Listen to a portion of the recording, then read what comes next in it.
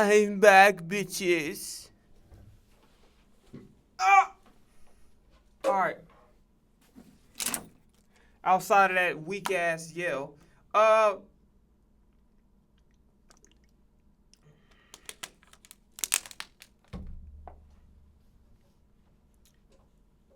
on, let me get my shit together. Okay. Ready for closer, Mr. Jamil? Okay, we good. Alright. What's goody? That was a fail if I ever seen it. Oh shit. Guess who's making AFV? Okay, hold on.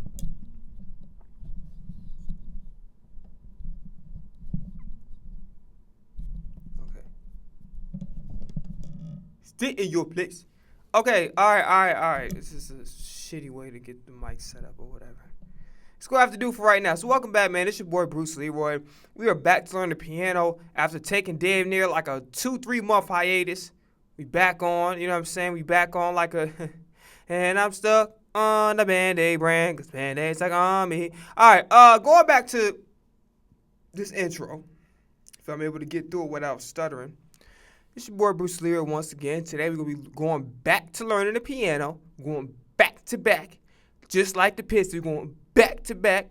We're going back to learning the piano, and then I'm gonna reacting to more shit. We're gonna finish with a Latto video, and we're gonna see how it's gonna work. So maybe 30 minutes to an hour of piano.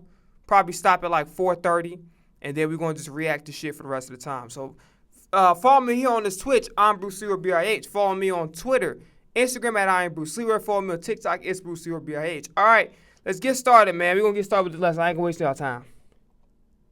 Let's go. These 4 famous piano songs will impress everybody, but they're surprisingly easy to learn for beginners once you know a few clever music theory tricks. We got the most romantic one, the most emotional, the most breathtaking, and the last is the biggest loser by song and the most famous one of them all. All right, let's get started. All right, first up, we got the most romantic song on the list. So this song is simply the 4 chords listed up here. The first one is A minor, looks like this. Simply copy the shape to the keyboard. Then the second chord is F major, looks like this. Now you'll notice this is easy because it's exactly the same as A minor. We just move the top note up 1 to F major. Then our third chord is C major, looks like this. By the way, don't worry about memorizing these, and I'll tell you why later on in the video. Now, before I show you the fourth chord, let's not get overwhelmed. I'm going to show you the money pattern we're going to use to bring these chords to life. So we're going to play each chord 3 times with the rhythm da, da, da, da, da, da. Looks like this. Da, da, da, da, da, da, da, da, da. You might be starting to recognize this song already. Now, if you want to, you can add in your left hand as well. Simply play the name of the chord. So we have A minor. Okay. So C D F G C D F G C D F G. Hold on. Oh, let me shut the fuck up. Okay. Going back to the lesson. Sorry, my shitty ass singing. Okay. C D F G C D F G C D F G.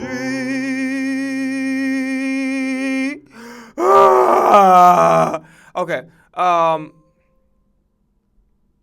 So it says C D E.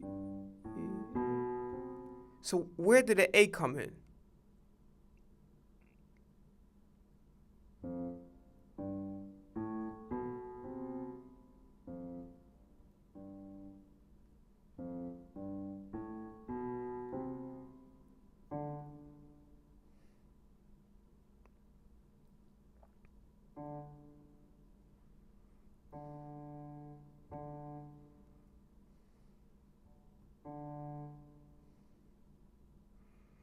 Okay, now I'm fucking confused.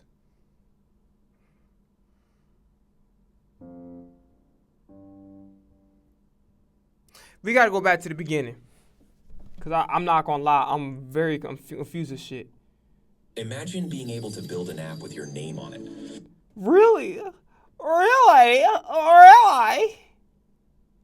From zero piano experience to learning your first actual song on piano all in one lesson. And along the way, you're gonna learn the basic fundamentals of piano and some tips to learn faster and shave years off your learning curve. And trust me, the song we're gonna learn at the end of the video looks really impressive to your friends and family, even though it's actually ridiculously simple to play. There's gonna be an easy cheat sheet that diagrams out everything so easy even a kindergartner can learn it. And make sure you stick around to the end to learn the biggest beginner mistake. And trust me, you do not want to make this mistake. It can literally add years to your learning time. All right, I'm excited. Let's get started. All right, so if you already know the names of the notes on piano, feel free to skip ahead, but if not, it's actually very simple. See, the piano looks like it has like a bajillion notes, but it's really just 7 notes. A, B, C, D, E, F, G, and then they just repeat. A, B, C, D, E, F, G, A, B, C, D, E, F, G, going up the entire keyboard. So first we're gonna learn how to find the note D on the keyboard. So if you just look for any group of 2 black notes here, here, or here, And here. you know in between these 2 black notes is always the note D. And it's actually very easy Well, to technically it'd be like 2.5, but that's another remember conversation. because it actually kind of looks like a dog with 2 ears and a snout. So dog, D. Then we have 3 notes to the left of D, which if you know your alphabet is simply A, B, C, and then we have the note D. And of course the 3 notes after D is E, F, G.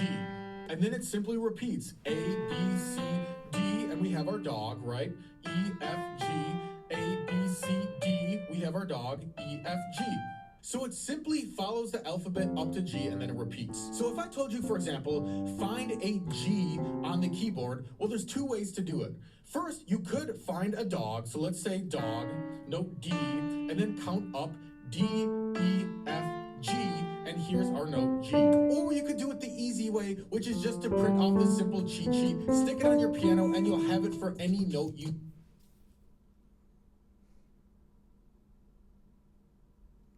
See, that's what confused the shit out of me. So, how the hell are we gonna play A?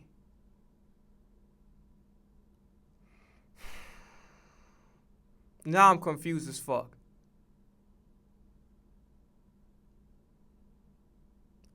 You see, this is the reason why you gotta be consistent when you actually learning some shit. Because now I don't remember what the fuck. Hold on. So he said, but dog ears is D. So C, A, B. It can't be C. What the fuck? Hold on.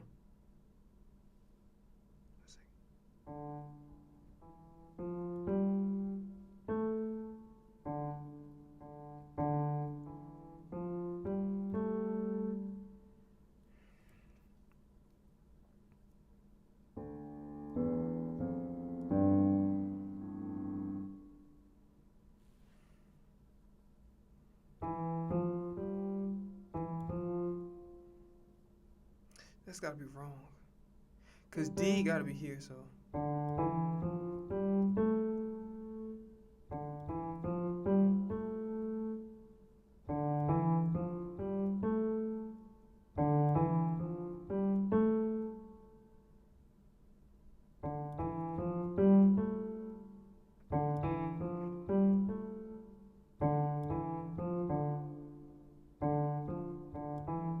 This sounds like one of them game songs. I forgot which one. I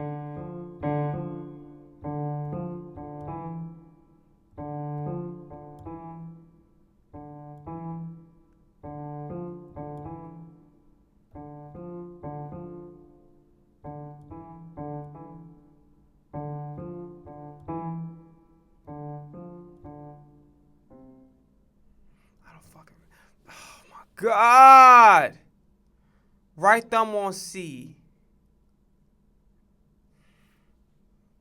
Okay, so that means okay, bet. So that's why I had it the first time. See, this is why you gotta stay consistent, man. Cause I forgot everything, dog.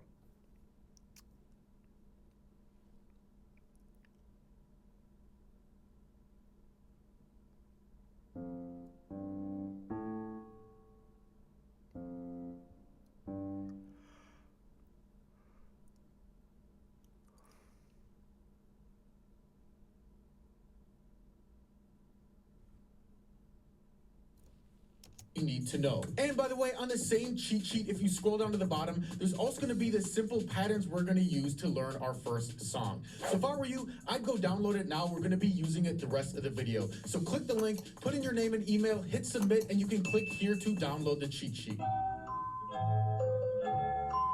All right, now let's talk about basic C position. So all you're gonna do is you're gonna take your right thumb and put it on the note C. So as you can see in the cheat sheet, here's a C. And then you can take your left pinky and you put it on the note C just below your thumb.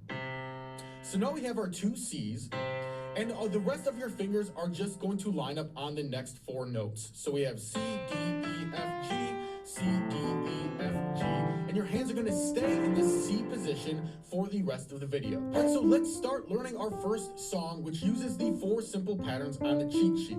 All right, so let's start with pattern 1. And we're going to play these 4. So C D D is C D E F G. What if you could make a song using only your voice? Let's start with the drums. I'm gonna hit drums and... If you don't learn these 6 essential piano concepts, you're gonna add years of frustration to your learning time, or even worse, fail piano for good. Habit number 6 is the one almost all adult beginners get wrong without even realizing it. But the top 2% of students are mastering all 6 right from the start, using a clever strategy to easily learn multiple songs per week. I'm not kidding, these guys are doing things in 2 months that I couldn't do until my 3rd year of playing. I'm still a little bit mad about it, but one final warning, these won't work unless you learn every single step in order. All right, let's get started. All right, so this first concept is gonna surprise you because once you have this framework learned, you'll never look at music the same way again. Now to explain this, I want you to think back to learning to read. Now when little kids read, they sound out every single letter individually. S, E, S, A, T. And it takes forever to read a book. Now think about how you read. Right? Instead, you see groups of letters and recognize the entire word at once. And that way you can read 100 times faster. See, spot, run. Easy. Music is the exact same way. 9 out of 10 beginners see these notes and are reading like a kindergartner, each note separately. Instead, we can recognize that this entire group of notes is actually just a C major chord, and we can simplify each of these groups into a different chord shape. Now this changed everything for me because I realized most popular songs only have 4 chords that repeat over and over and over. For example, this chord progression is a very popular song. You've surely heard it before. Let me know, do you recognize it? If you don't, I'll give you the answer later on in this video.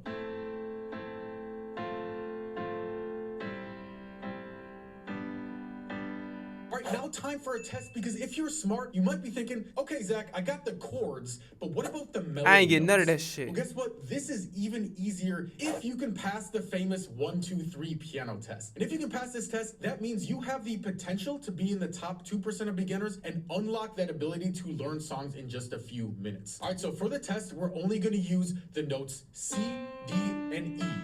But to make it even simpler, we're just going to call them 1, 2, and 3. And I'm going to have you try to figure out the pattern that I'm going to play without looking. So for example, if I play, the correct answer would be 1, 2, 3, 2, 3.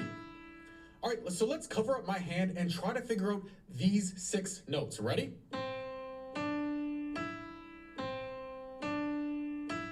All right, one more time for you.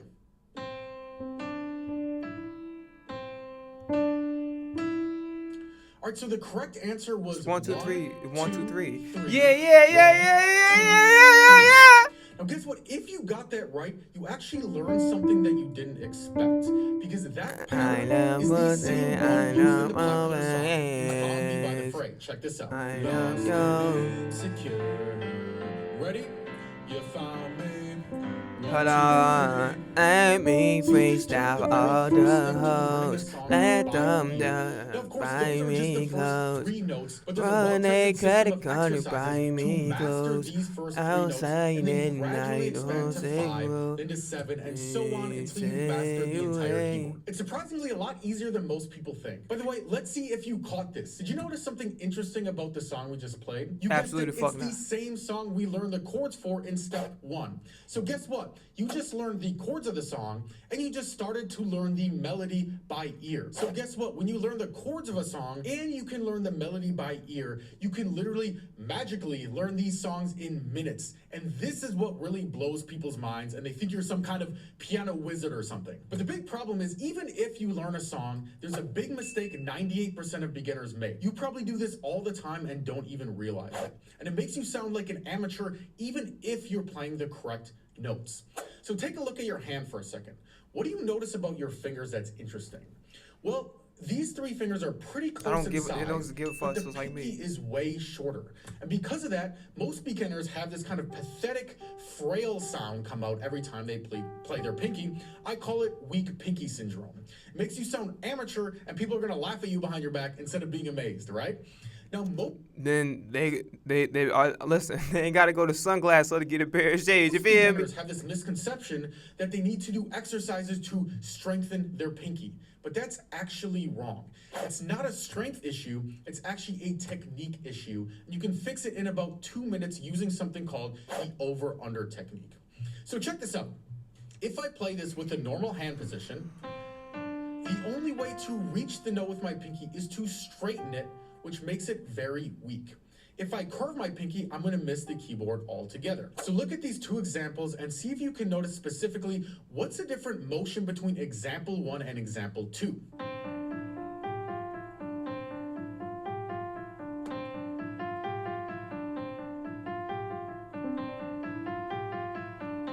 So in example 2, you'll notice when I play toward my pinky, I rotate my wrist down and out so you can get this nice, strong curve shape in your pinky and still hit the note. And you want to build this habit in every single time that you play with your pinky, because the longer you drill in bad habits, they can become an absolute nightmare to fix in the future. By the way, there's a bunch of other simple little hand motions that can instantly fix different aspects of your playing, and more about that in other videos on my channel. But the truth is, none of this is going to work unless you're following concept number 4, the triple S rule. Now, this was popularized by the famous composer Franz Liszt back in the 1800s, and he insisted all his students use it. Now, based on scientific research, it takes 4 times as long to correct a bad habit than to learn a good habit right from the get-go. So let me ask you a question. Why do you think it takes beginners so long to learn songs on piano? Well, most people say, well, that's obvious. It takes a long time to learn all of the notes. But in reality, it actually doesn't take that long to learn all the notes if you're learning them with 100% accuracy right from the get-go. Because the hidden truth is, most beginners waste most of their time drilling in wrong notes, then unlearning the wrong notes and correcting them later on. But it's an easy fix if you follow these 3 S's, and the third S is typically the one that I see most beginners forget. All right, so the first S is always practice slow enough to get perfect accuracy right from the get-go. The second S is for hands separate. Always practice your left hand, then your right hand, get them both on autopilot, and then practice hands together. And by the way, let me know in the comments if you can figure out why it's important to practice the left hand before the right hand. And the third S is for small sections. When I practice, oftentimes I'll take sections as little as 2 to 4 notes, especially if it's the really hard part of the song. That way I can drill in that very small section with 100% accuracy and then gradually expand to bigger and bigger sections without having to relearn all those notes that I drilled in incorrectly. Now, this next step is the Swiss Army knife step, and it's a very powerful but kind of sneaky trick that beginners are using to learn songs way faster. Oddly enough, you actually learn less to learn more. So here's what I mean. Have you ever won one of these Swiss Army knives? This thing has 17 gadgets on it. But how many do you actually use on a regular basis? I mean, I've literally used 2 in my life, the scissors and the bottle opener. Ironically, I've never actually even used the knife on the Swiss Army knife. So similarly, look at this huge, overwhelming list of chords. Imagine trying to... Hey, bro, you know my stupid ass never knew that was a Swiss Army knife. So that's why they call people like Taysom Hill, because they could do multiple things. That was the fucking reason, because if you open a Swiss Army knife, it got all of these different tools and blades for like different purposes. My dumb ass never knew that my whole life. When they say that you learn something every day, them motherfuckers was not lying. Get them fuck a cookie, get their ass the Nobel Peace Prize, bro. Straight up. And if it's a God given, actually, I'm about to say some dumb shit. Let me just shut the fuck up. To memorize all of these. But guess what? 80% of these chords you will never use in your life. And on the flip side, 20% of these chords are used all the time in almost every single popular song imaginable. So my nerd brain went ahead, did an analysis of 563 songs, and found out there are 6 what I call gold chords that are used significantly more than the rest. In fact, if you just master these 6 gold chords, you're gonna be able to play 84% of popular songs. I'm not even kidding you. And then if you want, you can move down to the silver chords, which are used a bit less, and then the bronze chords, which are used even less. And by the way, let me ask you this. Have you ever been to one of those dueling piano bars where they can seemingly magically play any song the audience requests? Well, guess what? They're doing this using the gold chords we just learned and cleverly combining it with the most powerful concept of all that we're gonna talk about in step number 6. But first, to get the gold chords cheat sheet, click the link up here in the description, enter your name and email, hit submit, and you can get your cheat sheet here. All right, step 6 is the most powerful concept of them all, and it combines everything we learn into a step-by-step process to easily learn hundreds of songs in record speed. See, the big secret most people don't realize is tons of popular songs from the radio share the exact same chords in the exact same order, and you can literally copy and paste from one song to another. And there's one progression in particular, it's called the legendary 4-chord progression. This was popularized by Ed Sheeran, Elton John, Axis of Awesome, and more, and you can literally learn hundreds of songs with one simple chord progression. Click here to learn that now. By the way, this lesson is more of a step-by-step practical lesson that'll get you actually up and running, learning songs that you can use to impress your friends and family. What's up, my piano friends? Zach Evans here, and today I'm going to teach you 4 simple chords that you can use to play hundreds of famous songs on piano and at the same time work on your improv skills. Now, this lesson is going to be the super easy beginner's piano lesson. I don't care if you've never touched a piano in your life. You could learn this in less than a week. Most beginners take as little as 3 days to learn this. So this video is going to be a 3-part video. First, I'm going to show you the exact notes of the chords. Then step 2, I'm going to show you how to drill them into your system so they're rock solid in your muscle memory and you're not going to have problems getting hands together coordination and sloppy playing. And in the 3rd section, we're going to teach you how to use money patterns, which is basically simple variations you can use to this chord progression that really add spice and add life and add pop to it. All right, so here's what the 4-chord progression is going to sound like. Remember, if this looks complicated, if it looks hard, I guarantee you, you can learn it and you'll see how easy it is once we break it down step by step. So here's what it's going to sound like.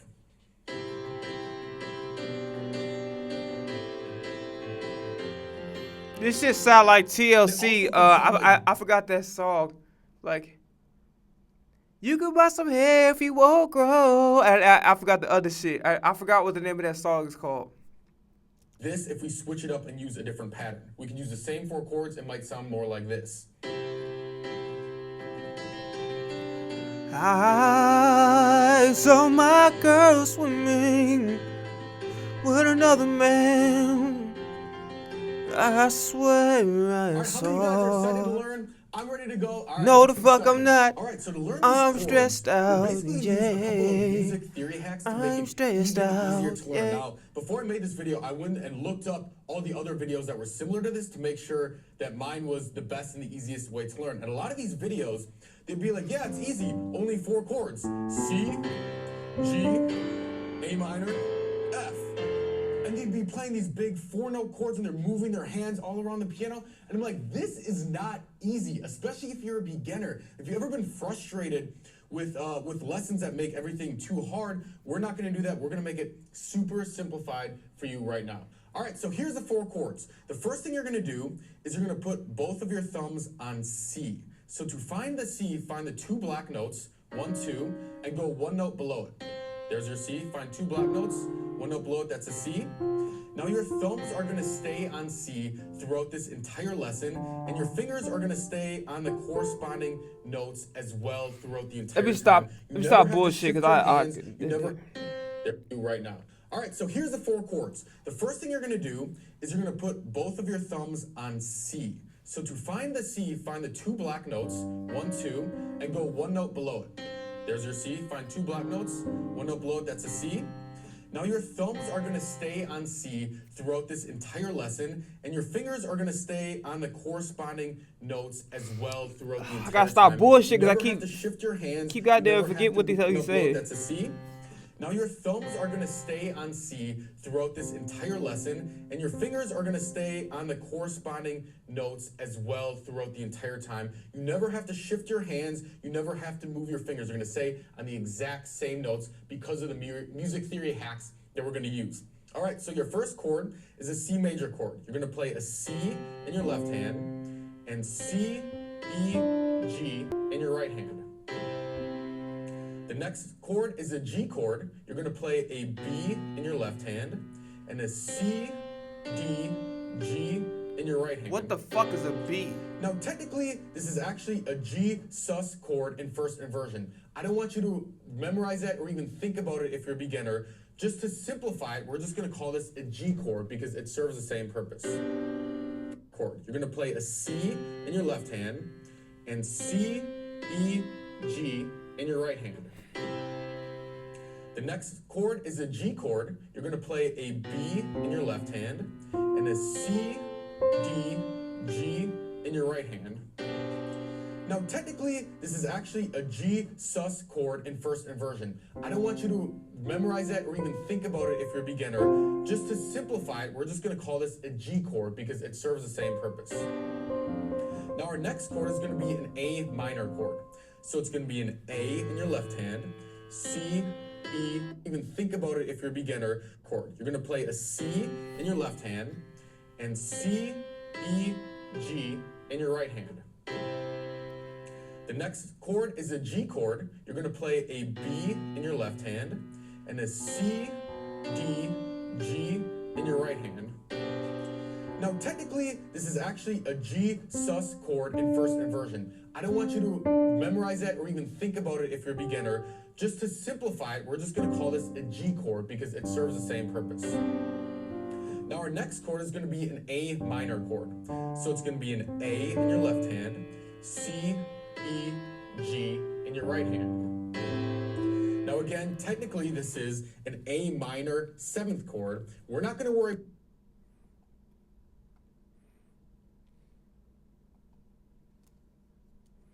Yeah, I was about to be like, I ain't gonna do I'm not gonna do the cheat sheet.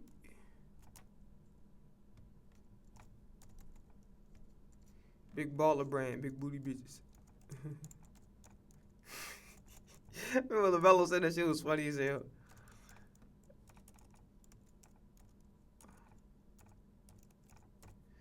Somewhere over the rainbow, since a distant, distant. Hey, how's it going? And welcome to the Become a Piano Superhuman training program. Now, I don't want to just teach you how to be good at piano. I want to really teach you how to get to that next level, how to blow your piano game out of the water. So before we get to all the video lessons, I know you're probably excited to actually sit down at the piano, learn.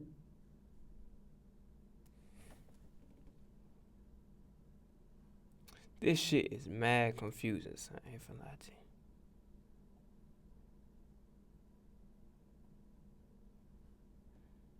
What the fuck? No, this shit mad confusing, dog. Hell nah. What the fuck am I looking at? This shit's supposed to be the easy one. What it?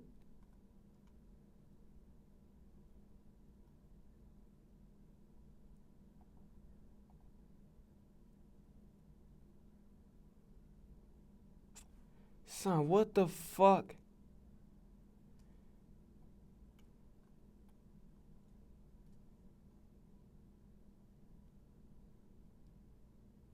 There are 4 chords, learn hundreds of songs link. Shit mad confusing, say.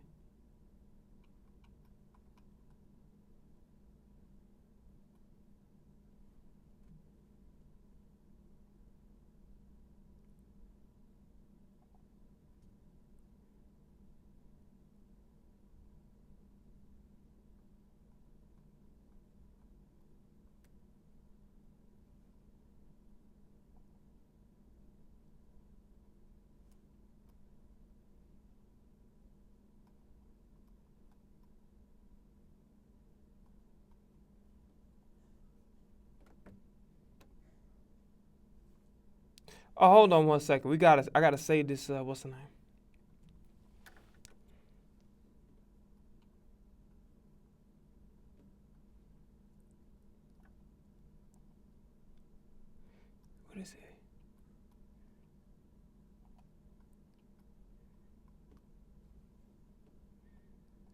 I'm dreaming of a white Christmas, even though it's back to so.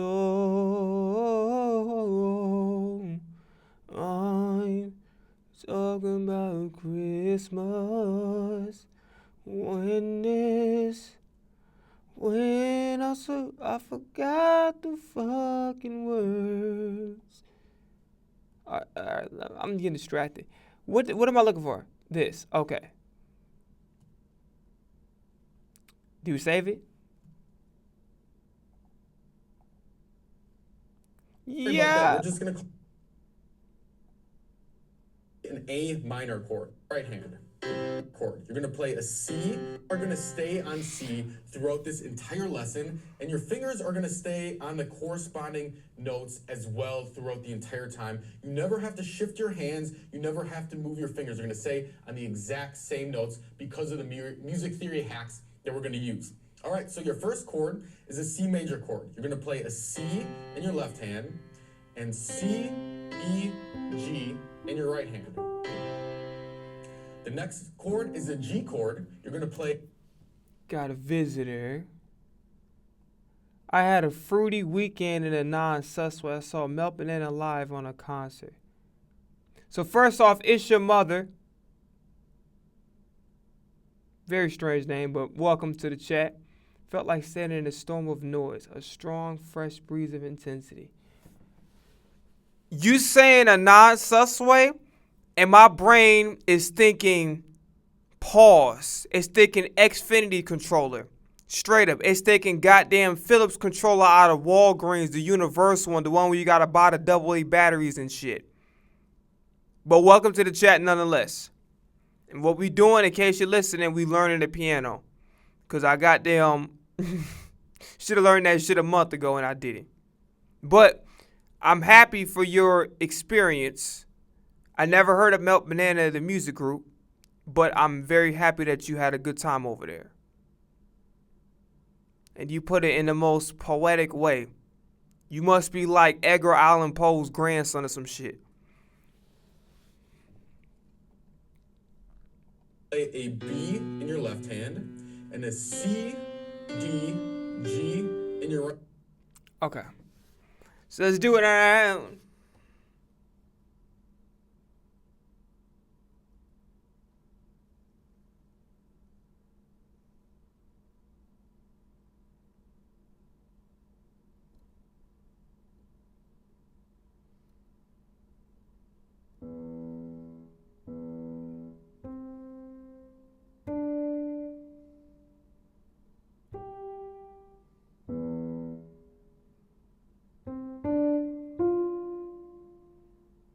B.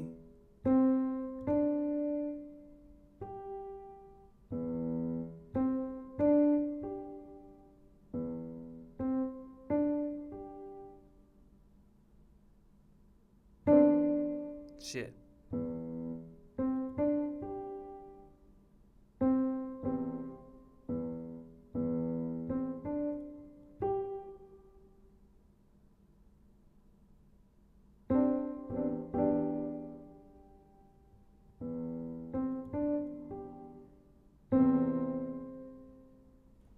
Right hand. Now, technically, this is actually a G sus chord in first inversion. I don't want you to memorize that or even think about it if you're a beginner. Just to simplify. Yeah, the banana's been melting since about 92. We're talking genre legends. Okay. I am a hip hop and R&B head. I listen to rock every now and then. Out of curiosity, let's just figure out what Melt Bananas is. Technically, it's a distraction. I should be focusing on playing the goddamn piano. But nonetheless, let us get distracted. Melt Banana, it's a rock band from Chicago. What, are they from Chicago? Let me stop. No, they're from Tokyo, Japan. Interesting. Interesting. I can't comment about it because I don't listen to music like this, but very interesting. Very happy that you had a good time. You know what I'm saying? All right, we're just going to call this a G chord because it serves the same purpose. Now, our next chord is going to be an A minor chord. So it's going to be an A in your left hand, C, E, G in your right hand. Now again, technically this is an A minor 7th chord. We're not going to worry about that. We're just going to call this an A minor chord to keep it simple. And the last chord is an F major chord. So we have an F in your left hand. We have C, F, G in your right hand. Going too motherfucking fast. God damn. F, add a 9 chord. We're just going to call this an A minor chord. So it's going to be an A in your left hand, C, E, G in your right hand. Okay, what the Now fuck again, technically this is an A minor 7th Ah, chord. shit. Brain free. Oh my god. What the fuck? An experimental rock genre that evolved out of hardcore punk. Yeah. I had to look it up to try to find more context to what you're talking about. Like, I'm happy you definitely enjoyed your, your experience.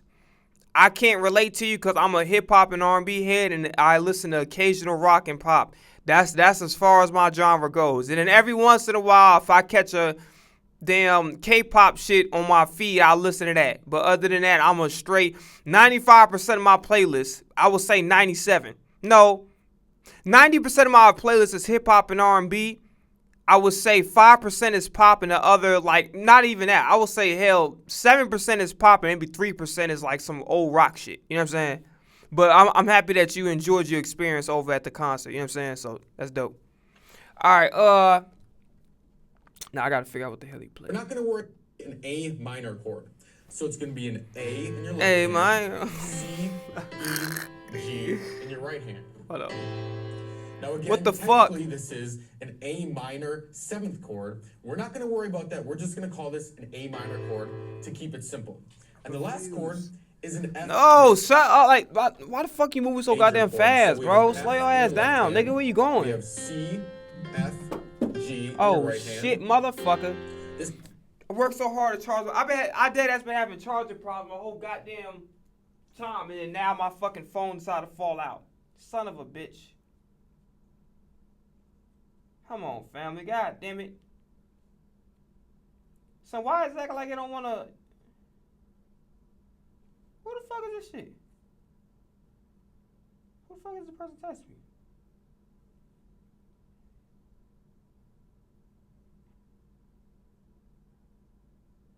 Yeah, you mean no messages? Somebody capping. Somebody capping.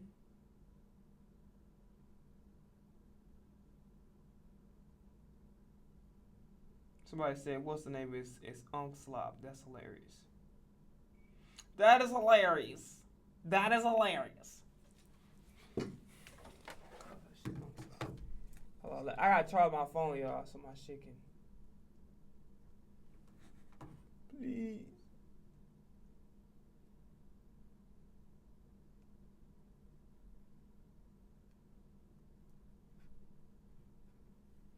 Please, Sean, please. No! No!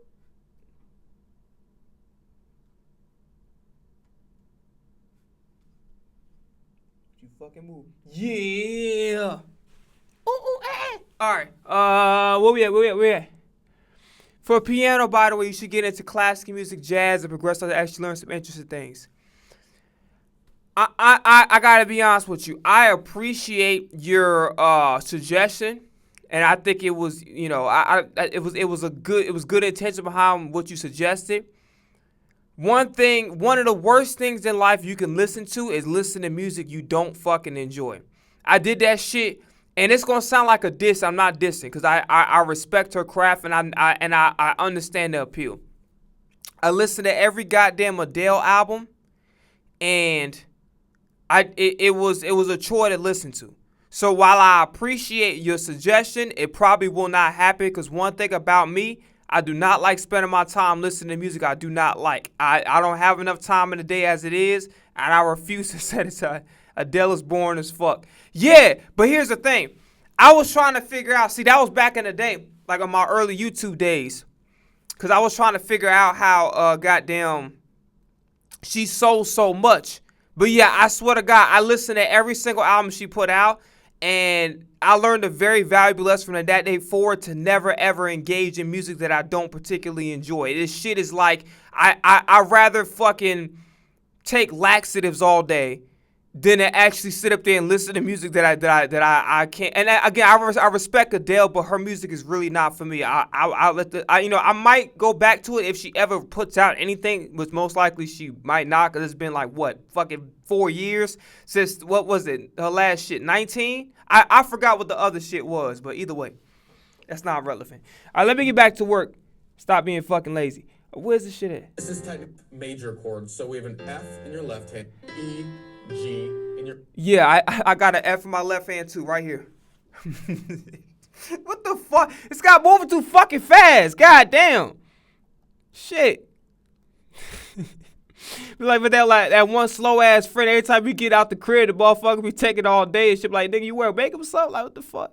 All right, beginner. Just to simplify it, we're just gonna call this a G chord because it serves the same right. purpose. Standing Now, for our it's a next real chord ass is gonna nigga. be Oh, an shit. A minor chord. So it's gonna be an A in your left hand, C, E, G in your right hand. Okay, I gotta see where the fuck he put his Now fingers again, at. Pause. an A Pause. minor God chord. damn. So it's gonna be an A in your left hand, C, an A minor chord. So it's gonna be an A in your left hand. Wait a minute. Wait the fuck a minute. C-A. I put my hand all the way to this is fucking confusing. What? Alright, dog. So it's A, C, E, G. Okay, let me get my shit together. Alright, so C is right. Damn, that was loud as fuck. C and then B, A. So A, you'll play A, and then on the right hand, we're gonna slap somebody with. No, I'm playing. A. What the fuck? Oh my god, I lost my train of thought. Hold the fuck up. Okay. Fuck. Lost train of thought. So C's right here. It's before the dog ears. And we gotta play A.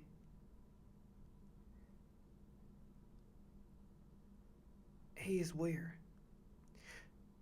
Right. So this C, A, so it's gonna be here. Oh my god! Fuck! Alright, A, C, E, G. A, C, E, G. It sounds like a goddamn Jordan Peele movie and shit. Alright. If you actually care about music, you will listen to a ton of music. You are an idiot if you don't try it. Alright.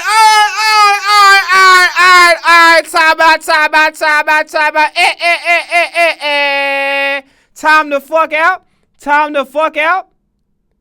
the fuck out. One thing you will not do, I will kick your stupid ass out of here. Do not come around with the insults. Keep the insults to yourself. And if your parents want to hear that shit, you can go ahead and do that. But let me tell you something right now. Big dog. What we not finna do, the disrespect, all that idiot shit, all that shit you talking, that will get your ass blocked like a goddamn fucking regular season game with the Kemi Mutombo. Do not come around with that disrespectful ass shit.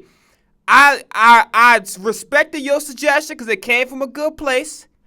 Do not tell me as a grown-ass man what the fuck to listen to and what not to listen to.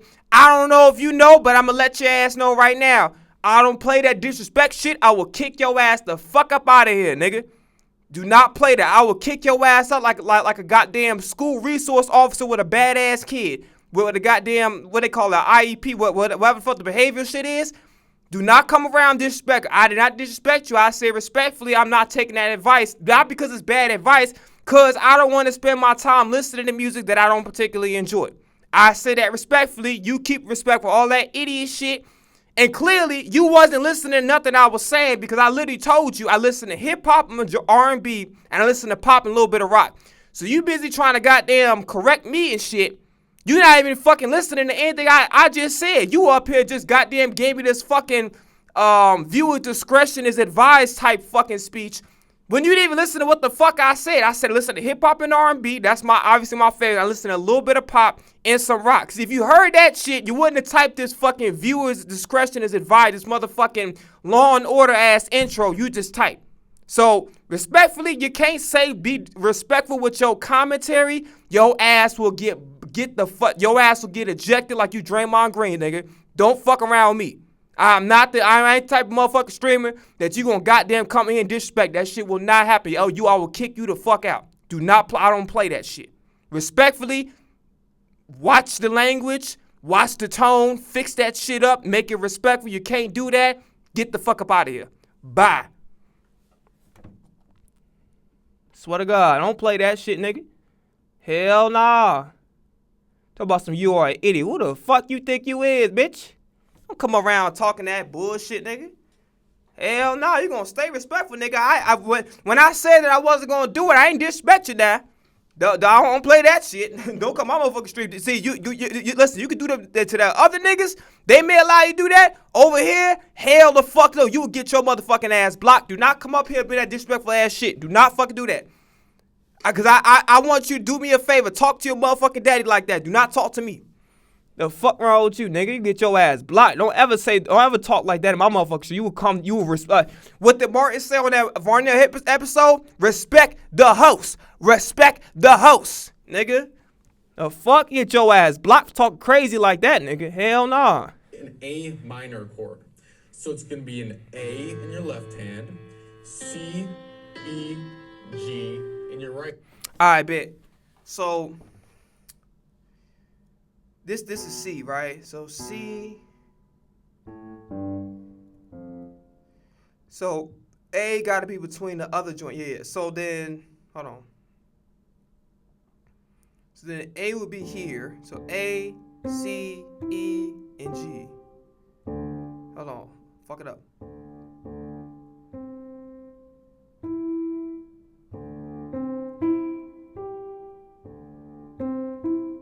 Yeah. It's a lot of disrespectful ass niggas on the internet. I don't play that shit. Hold on. Let me get back to fucking work, man. This nigga off there, that is tripping, son. Put some goddamn salt. Matter of fact, why your ass tripping? The wintertime over with, nigga. You ain't gotta put no salt in your steps. You good. The sun hot as hell now. Come on now. Now over here where I'm at, it's a little bit cooler, but you know it still feel good regardless. But come on now. You tripping, dog? Say ain't even no ice on the goddamn steps. Your ass tripping. Come on, dog. You bugging. An A minor chord. So it's gonna be an A in your left hand, C, E, G in your right hand. Now again. Okay, I fucked up. So I got the C. So A. Dun dun dun dun dun dun dun dun dun dun dun dun dun. Okay. A C E A C E G. It's all goddamn intro to a Sierra song and shit. A C E G A C E G A C E G. Hold on. Boom, boom, boom, boom. Shit.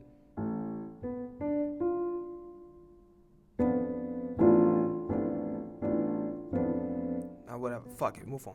Technically, this is an A minor 7th chord. We're not going to worry about that. 1738. An A minor chord to keep it simple. I was a The next chord is an F major chord. So we have an F in your left hand. F for what the fuck you doing? Stop moving. Slow down. What speed I got this motherfucker on?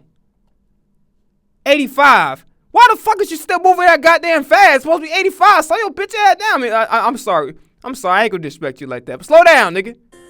G. I'll give your ass a citation, nigga. Give your ass a ticket. License and registration, motherfucker. I slow your ass down. Fuck. Okay, so the F major. But I ain't finna hold you. I'm gonna have to save this shit to my drive. Where we got it? Hold on. Let me go to my what's the name real quick. Hold on. Yeah. Thank you, big upstart. Some stupid motherfuckers. Yeah, all right, question. So why the fuck you charge me and you actually got your shit early? Bitch ass nigga. Hold on. Do I got the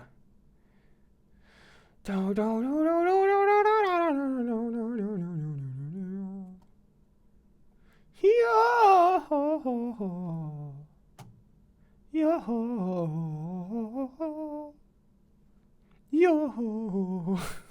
Hey, remember the goddamn X Factor, the one that looked like you remember that song, man? This is why I'm hot. You remember that dude that was on X Factor? He was like, yo.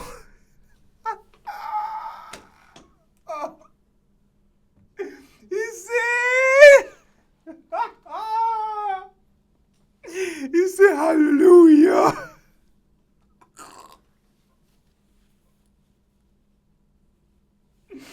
Yo, I'm a lazy motherfucker, bro. I'm doing everything but playing the fucking piano. Oh my god. God damn, I'm a lazy motherfucker. Oh shit, hold on. God damn, I'm lazy. Hold on. Let me get my shit together, man. Come on, man. Get your shit together, man. Alright, what the fuck?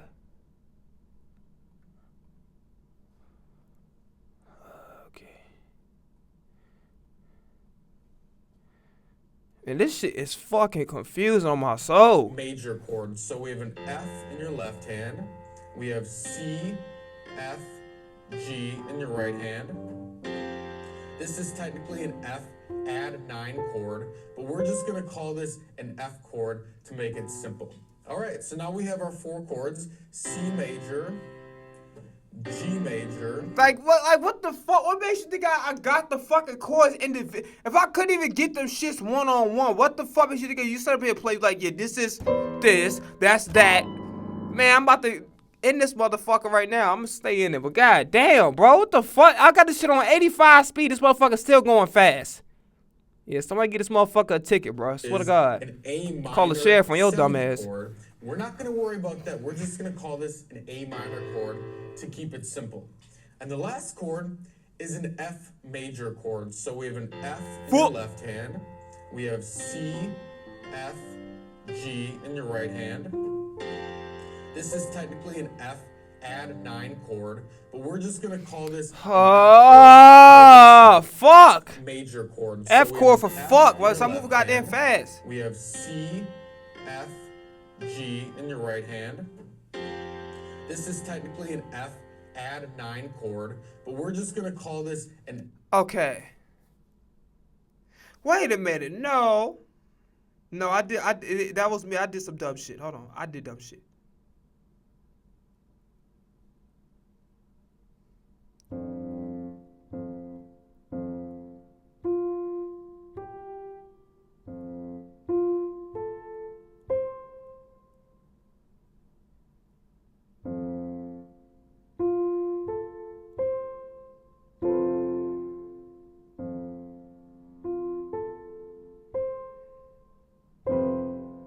Shit. F.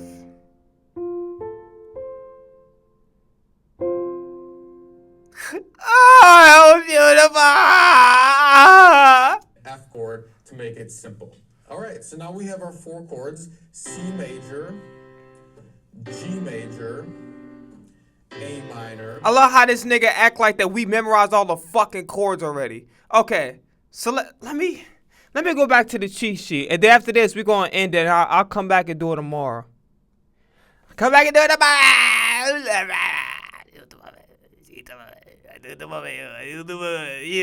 Okay, C major chord. Let's do that right now. C major, back, alert, play, protect. Whoa, whoa, whoa, whoa, whoa, whoa, whoa.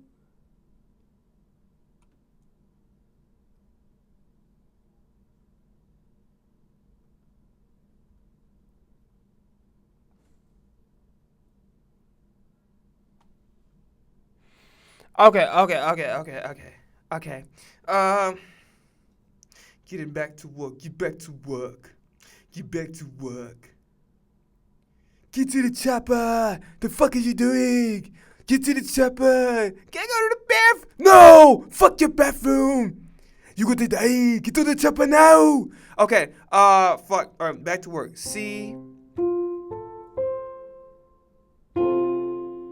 That's kind of shitty. C. Fuck. Shit. Fuck shit, bitch. C. C. E. I'm not even hitting the fucking right keys. Hold on.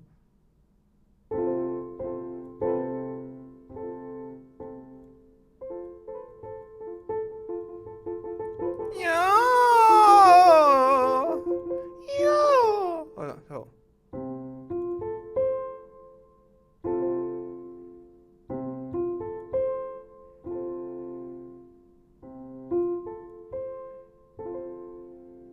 Ain't too bad. Okay, so G major. Left hand, buh, buh, buh, buh, buh, buh, buh, buh, buh, buh, boy, buh, buh, boy, buh, buh, boy, buh, buh, buh, buh, boy, buh, buh, boy. So left hand, B. So we on C. So it has to be boom.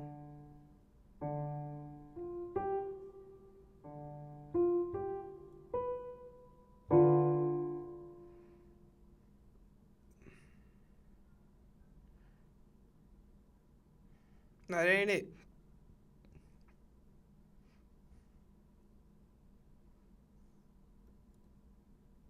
Shit.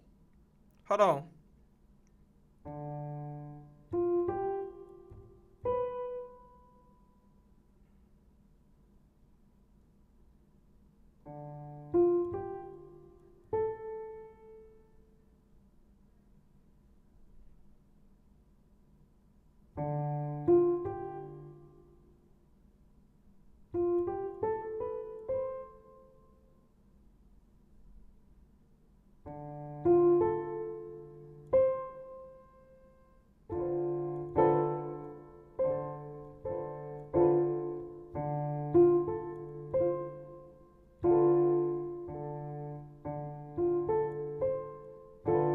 Shit.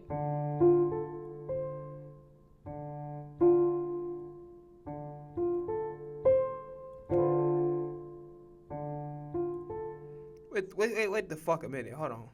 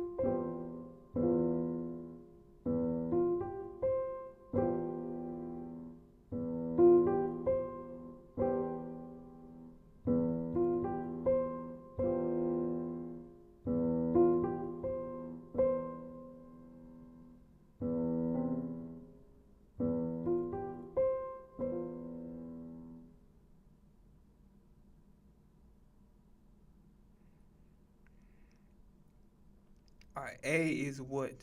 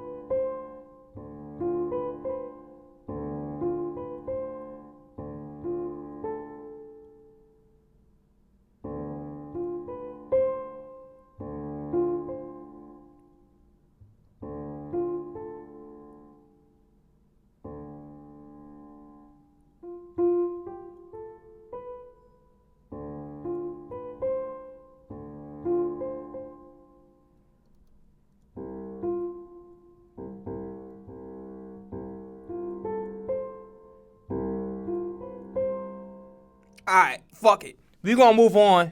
I'm finna, we gonna react to some shit. Then we gotta say this to our tribe when we get a chance. Alright, let me play some non.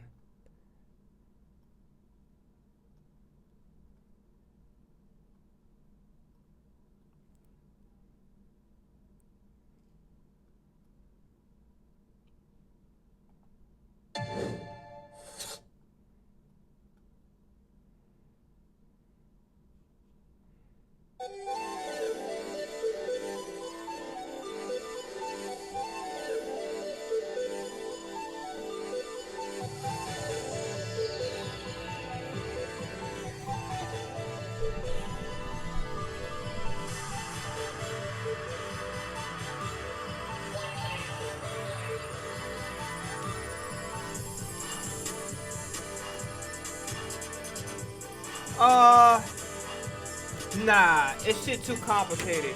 We'll leave piano. What the fuck? Ah, shit, hold on.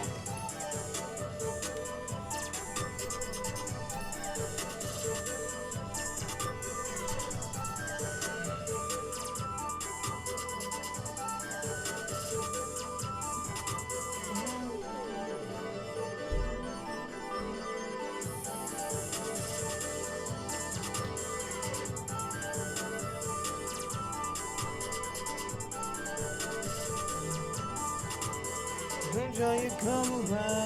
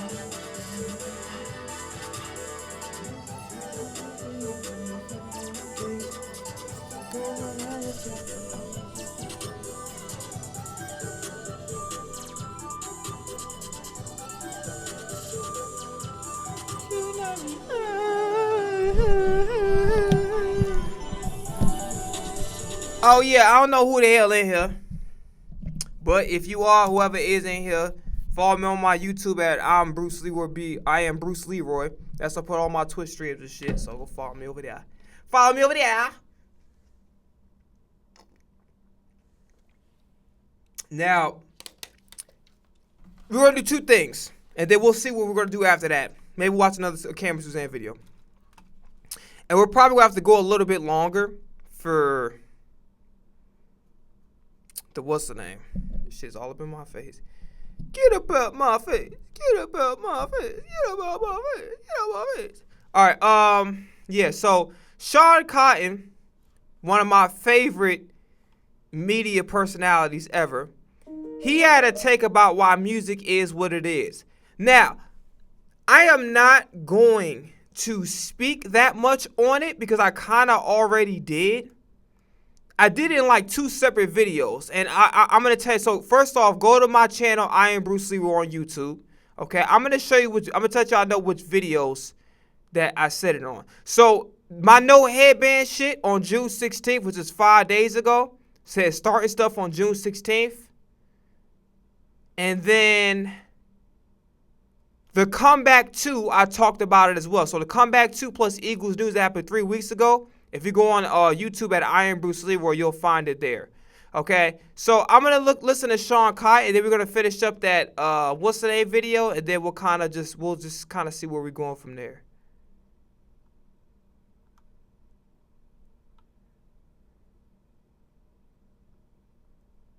Hey, what's the energy playing now?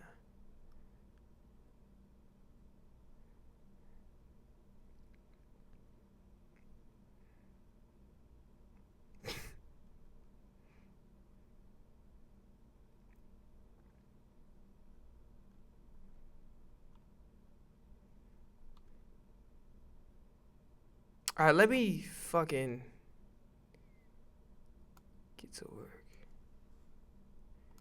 So, no, let me go to Sean Cotton.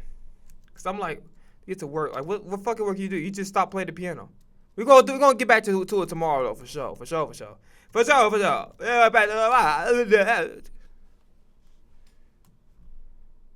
okay.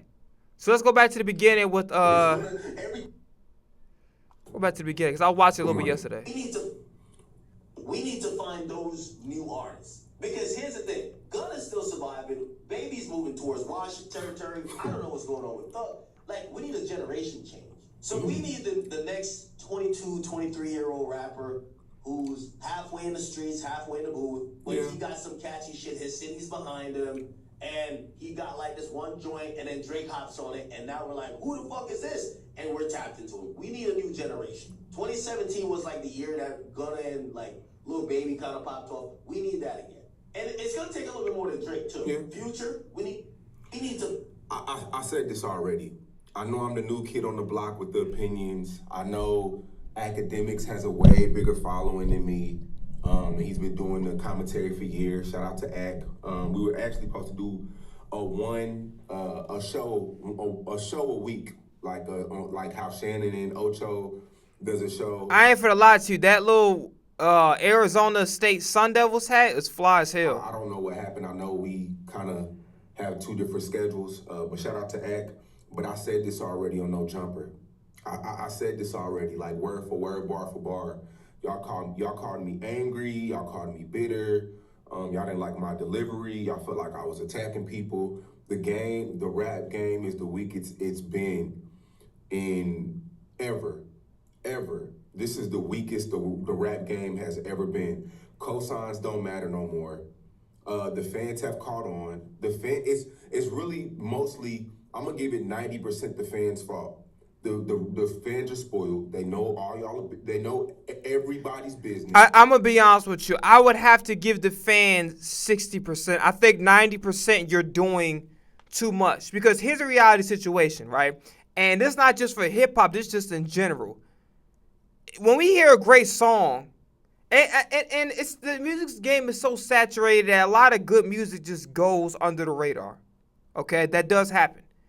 But one thing I will say though is that when somebody got a hit for real, like not just good for just TikTok and shit.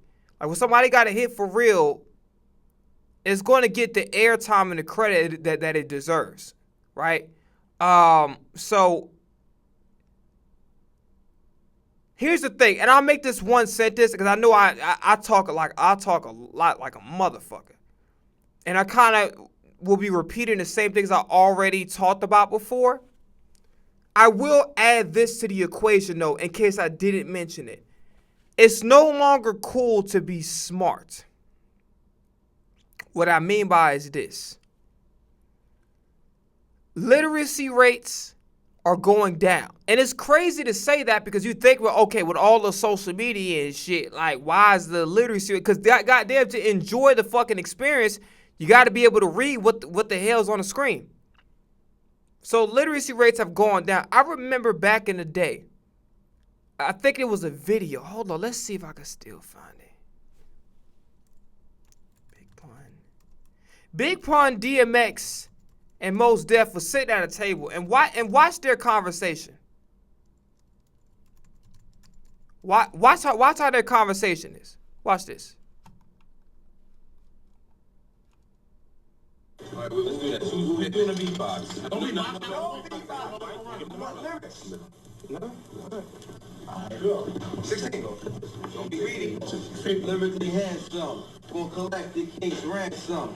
Yes, alright, soon become the ghetto anthem. Way out like Bruce Wayne's mansion. Move like a phantom. You talk about me to your grandsons.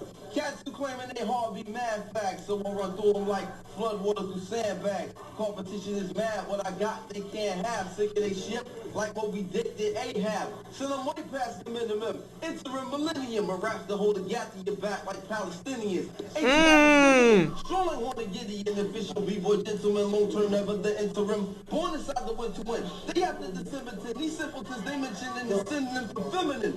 Sweetness of cinnamon and dangerous streets for intimate. Worship on adrenaline and get their asses sent to them. Gentlemen, you got a tenement. simple than the symbol it. Leave your unit trembling like herds and move the elephant. Intelligent embellishment. Follow for your element from Flatbush gentlemen. Skin possesses melanin. Hotter than tails of crack peddling. Making them like blue gelatin. Swing like Duke Ellington. Broader than Barrington. Yo, straight up and down. Yo, I don't want to play niggas and nothing like that. I'm definitely not trying to play niggas. Do your thing, man. Let me finish, yo. I'm not trying to play niggas. Yo, I deserve the right to anchor, yo. You know what I mean? Alright. Yo, niggas don't know, so I gotta flip. See, they forgotten how dark it can get when I ball, my hit, scratch like a pit. You go for you push, but you stay talking shit. What I'm gonna have to do, dog? Run up in your vest? Catch you while you're comfortable, but run up in your vest? Run up in your chest? Of course, they're hollow. You're going away today, just lost tomorrow. I'm gonna go flat. Guys, to be kidding y'all. I'm gonna go flat. I don't want to sit up there and watch the whole video. Y'all could just look up. It's MC All Stars Freestyle. It's when Mos Def, Big Pun, and DMX and a bunch of people was at the table. So I want you to hear their vocabulary. I want you to hear the motherfuckers now. And it's not to say that everything got its place, right? Because, I love the melodic shit. I do. I love the future. I love the Lil Uzi, the Travis Scott. I love all of that shit. But I think what is fucked up this new generation is that, one, everybody freestyles off the dome. So because of that, and nobody's taking time out to think about what they're going to say before they say. Everybody just saying shit, right? Because that's what typically happens when you're in a freestyle. You say shit. Now, this is a freestyle technically, but, it's a little bit more methodical process. But that's what happens when you read and you educate yourself. And here's the thing. When you're smart, your creativity expands. When you're dumb as shit, it's just like, you know what I'm saying? It ain't about being the smartest motherfucker in the world, because I damn sure I'm not. But in the same breath, it's about, you can't bring nothing refreshing and creative to the table if you're not educating yourself enough. Does that make sense? So I'm that's one of the reasons why it's not cool to be smart anymore. Like you saw all the right, DMX was smart, Big Pun, all of these guys, they had vast vocabularies. They were well spoken when they need to be. Yeah, they DMX present the hood side, whatever. But all of these guys were very intelligent people, and were well spoken when it needed to be. They knew how to express. Because these guys were educated. They read books. Motherfuckers ain't reading shit. Niggas ain't reading fucking Playboy magazines. That's not really, you understand what I'm saying? Motherfuckers not reading shit outside of, and you would think, again, with social media, in order for you to experience it at its fullest and be entertained by, you have to read what's on the screen. But it's just, we just in the, you know what I'm saying? And everything got its place. Don't get that fucked. Everything got its place. But I'm just saying, it's just can't be an overload of the same bullshit over and over again. There got to be your competitors don't want you to know. Something different. You All feel you me? do is go to this website, and it lets you find out Everybody's business. They know too much. It's the fans' fault. The fans don't really give a fuck about what's really going on now, because they know they control the narrative. Have you ever met a girl that didn't know her worth, so you could kind of get over on her a little bit? You could kind of, manipulate her a little bit. That's how the fans are. And then, okay, let me go back. Let me give y'all a better scenario. Have you ever met a girl, she didn't know how bad she was, so you took advantage of her, you manipulated her, you fed her game to get what you wanted, boom. But then years later, when you meet the same girl, and she knows how bad she is now she done seen it. She done been there, seen it, been flew out. Now you can't manipulate her how you used to. That's how the fans are. The fans have caught on. You can't really finesse them how you want to. You can't really, because rap game is all about finesse. To get a buzz, and you really got to trick people into liking you. It's really all about making the fan feel left out. That's really over with. The fans, they know too much. They're spoiled. They know everybody's business. They aren't just fans. By the way, I want to quickly make a discussion, and I'm going to try to make this inside of 3 minutes. I'm going to try. DDG was talking about how streaming in a way killed his music career because he hasn't had a million view video in a long time. And part of the streams, he have like 12-hour streams recording the process. And a lot of people tell you, oh yeah, be everywhere, be da da da da. You gotta know when to pull back. Because one thing about it, humans, like, number one, we think of the best superstars in the world. And it's not to say, because some of you motherfuckers will be mysterious because you're lazy. And you don't want to put stuff out there. So we ain't talking about that. We're talking about strategy here, okay? If you give everybody everything and there's no element of surprise, like, for instance, this generation likes to do snippets a lot. If you ask me, I think you should limit how much snippets you should do. I think you should have a snippet once every fucking 3 to 6 months. I don't think, I know a lot of people say, well, we want snippets, we want to hear you what you're doing. No, don't give motherfuckers, unless you plan on releasing that shit. Like, we need to go back to the days, and the most recent example I can remember was DFMU. When LMA was ready to release that song, that's when she had the snippet, when it was about to come out within a week or two. Motherfucker just playing snippets over and over and over again, and it's just like, the element of surprise and the magic behind it, I'll put it to you like this, right? And to add to it, a lot of people look at this era and be like, this is a different era now, you gotta be everywhere, but human psychology does not change. And there's nothing interesting or intriguing, and there's no incentive for people to tune in if you're giving them everything all the time. You gotta know when to pull back. Case in point, I'll give you an example outside of music. If I ask people, what is the most exciting time? Is it the time leading up to your birthday or the day of your birthday? Most people will say the birthday. The reality situation is the days leading to your birthday are actually more exciting than a birthday itself. Why do I say it? Because the thrill of not knowing what you're going to get, the thrill, the chase of, oh shit, are the people that's going to get me the present going to get them what I asked for, or are they going to give me what I want? That thrill, that dopamine rush that you get in your brain from the chase, it's like a game. And then when you finally get what you want, and I experienced this firsthand, I wanted the NFL's top 100 book so bad. I went to Barnes & Nobles every day and would read the same goddamn 20 pages. And then when I actually got what I wanted, I got everything I wanted. I'm trying to remember what birthday it was. 15, 16. I was a Texas A&M fan. That'd be 2012 or 2013. I would say, damn, this is tough. Was it 8th grade or 7th grade? I say 7th grade to be on the safe side. Because if I'm not mistaken, it was around the time when Johnny Manziel was in college and the Queen Latifah had her own talk show. I don't know why the fuck. See, my memory is so crazy with certain shit. But I remember I got everything I wanted. I got the helmet and I got the top 100 book. And then my feelings, as soon as I got it, like, I was excited in the moment, and then after an hour, the shit just wore off.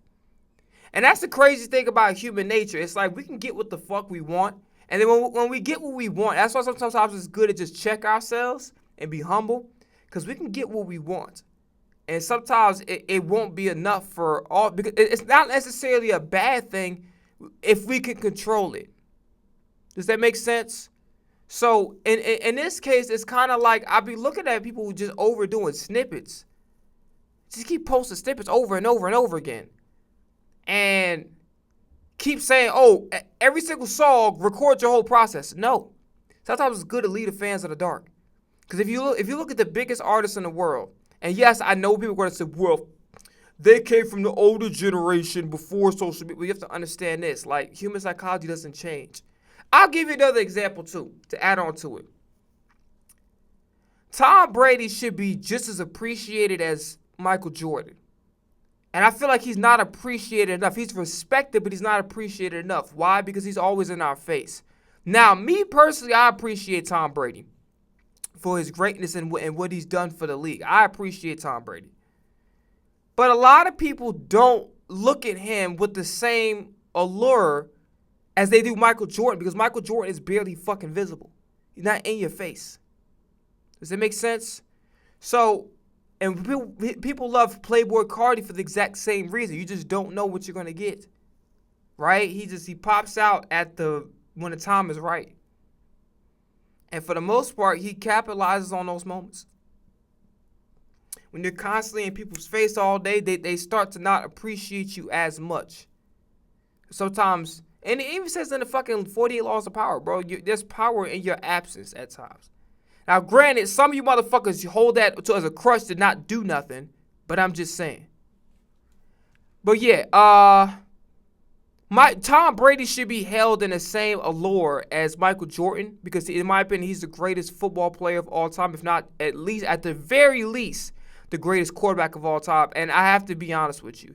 If you don't have Tom Brady as your greatest quarterback of all time, or you feel like he's not the best okay, let's say you feel like somebody else is the best football player of all time. Fine. If you say he's not the best quarterback of all time, forget about your favorites. If you say he's not the best quarterback of all time, you just don't know shit about football, or you just an AFC East rival that's been getting out ass beat by Brady for years. But other than that, there's power in absence. There's power in mystery. Mystery creates intrigue.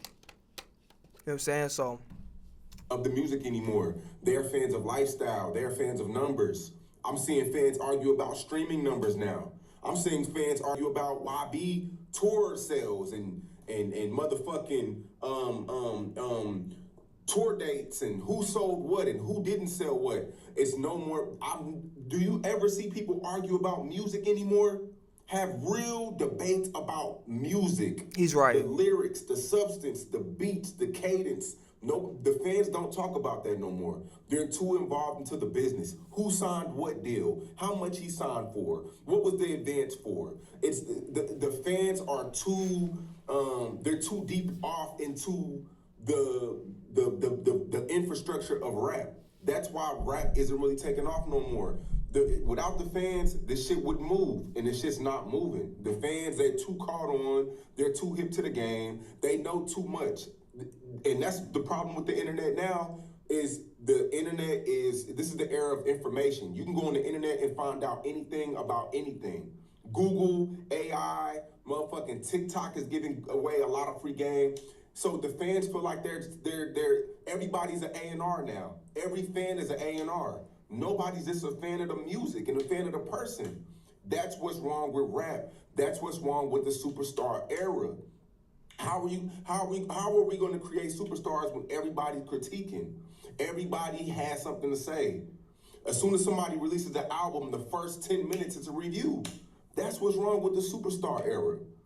That's what's really wrong with the superstar era. So I'm gonna give y'all this was my take on No Jumper, and niggas was mad. I mean, people are catching on now. Like, I'm getting a lot of DMs saying like, oh man, hey, man, that's what you was saying on No Jumper. Whoa, what's that? I just built a budgeting app in Base 44. Guys, Nina just built an app. Impossible. When it was Wiz Khalifa, it was Big Sean, that whole blog era that they always talk about on Twitter. And then Chief Keef came and disrupted the market. Yeah. Somebody has to come disrupt the market. And it's not gonna come from the internet. It's gonna come from a space where it's real. And then their neighborhood, block, city, region can come behind and tell the internet that this is the real thing. It's everything, look. When an artist signs now, they do the same four things. They're going to go do a rap radar. Yeah. They're going to go do a mic hanging shit. Yeah. They're going to go do a TikTok campaign. Mm-hmm. There's no new. Everybody's doing the same thing. They're all spinning them through the same wheel. Yeah. You know what I'm saying? The next big star is going to be from his space. Yeah. He's not going to run to a rap radar or do a dirty glove back. And this is no hate to those platforms. Right. But the next star is going to be so against what everybody else does. He's going to do it his way. Remember when Kodak blew up and he had Skirt Skirt? No, it was not Skirt Skirt, but damn, my bad, it's early, y'all.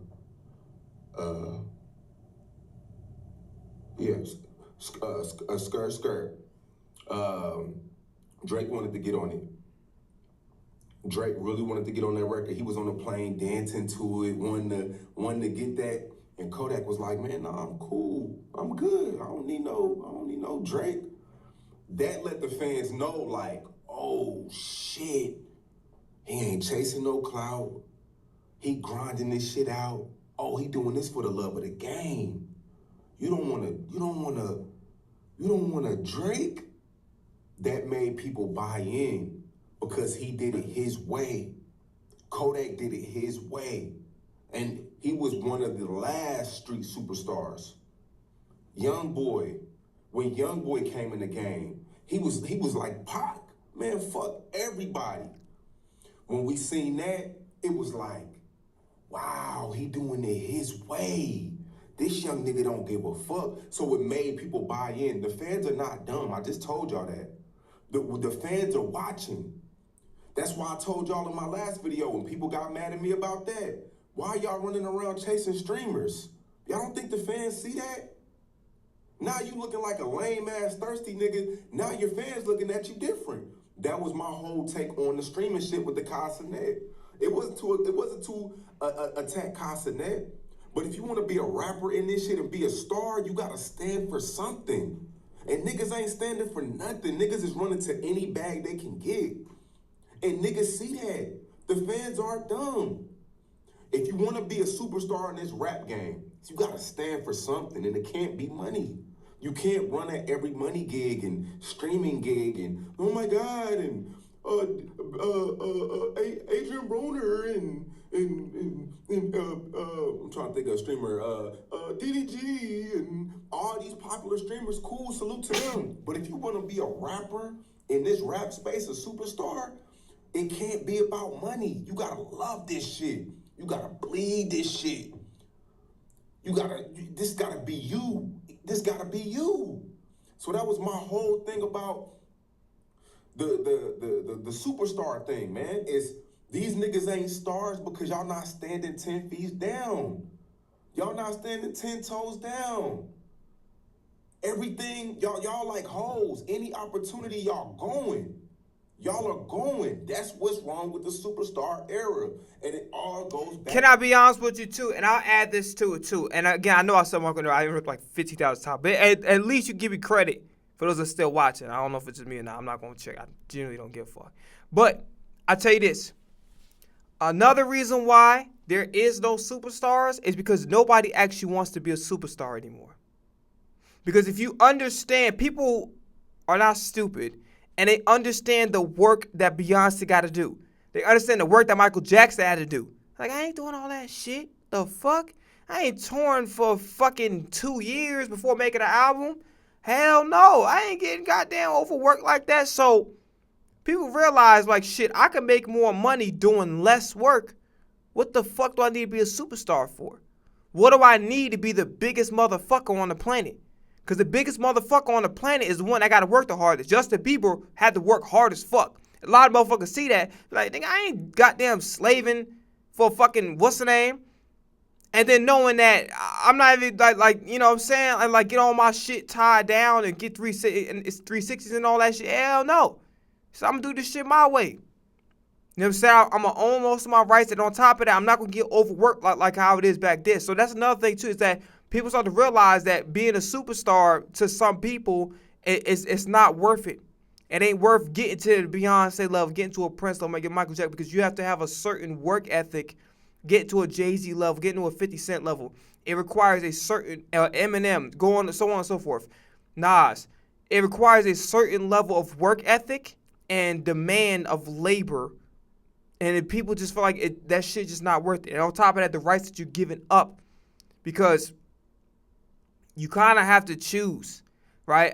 You can say, oh yeah, do you want a shit ton of money, about tens of millions of dollars? You can make that, but it's gonna be a slower burn doing it the new route than the old route, signing all your rights away and then doing that. Motherfuckers don't want to do that because they understand, oh shit, like I don't want all this attention. I just want to be able. A lot of niggas are in the mindset of I'm just here to make a living. As long as my bills is paid, that's all I care about. Like, a lot of niggas just want to make a little over $60,000 in music. And really, if you pay attention to how they run their social media or how they post content or even their music, they sound like motherfuckers who just okay with making $60,000 a year off music. They don't sound like niggas that want to be one of the all-time greats. So I feel like there's a desire to be great has been less because people understand the work that it entails and what comes with it, and people just don't want to do that. To the fans. The fans see that shit. The fans see that shit. Now I do it, and I agree with academics to a certain extent. I wish I could debate them about it, because I don't think a Drake would do anything. I don't think a Drake cosign would do anything. I don't think a Future cosign would do anything. Now, if they seldomly just listen. I even talked about it before on the starting shit on June 16th joint. I said it before. I said that, what the fuck? What did he just say? I have a brain fart. But he said something about a cosign not mean nothing. Cosign don't mean shit no more. Because the fans going to do their due diligence. And again, they're going to listen about, oh, is this really a deal? Oh, they not, bye. Like, you know what I'm saying? Like, I'll stick to my favorite artist, whatever. He just missed on his cosign. That's all. Listening to that music and jamming to it, that's cool. But Drake them got on a few people remixes and records, and I mean, they was one and done. It's about the artist, the foundation, and standing. Yeah, Four Bats really disappeared really fast. Ain't no disrespect to the guy either, but he disappeared really fucking fast. Like, he was. I'm not saying it's over for him, but like that, when he was at his peak attention. Because one thing about the music industry, it's so hard to get fucking momentum. And then not only is it so hard to get momentum, it's even harder to keep momentum. You know what I'm saying? So maybe he got another shot, but I don't know. I think, I don't want to say his career is over with, but it's going to be very, very difficult for him to regain all that momentum that he lost. Because clearly the hype for him is not the same as it once was. That's my take on a superstar and doing it his way. Hey, like Sexy Red music or not, I got to give her credit. She consistent.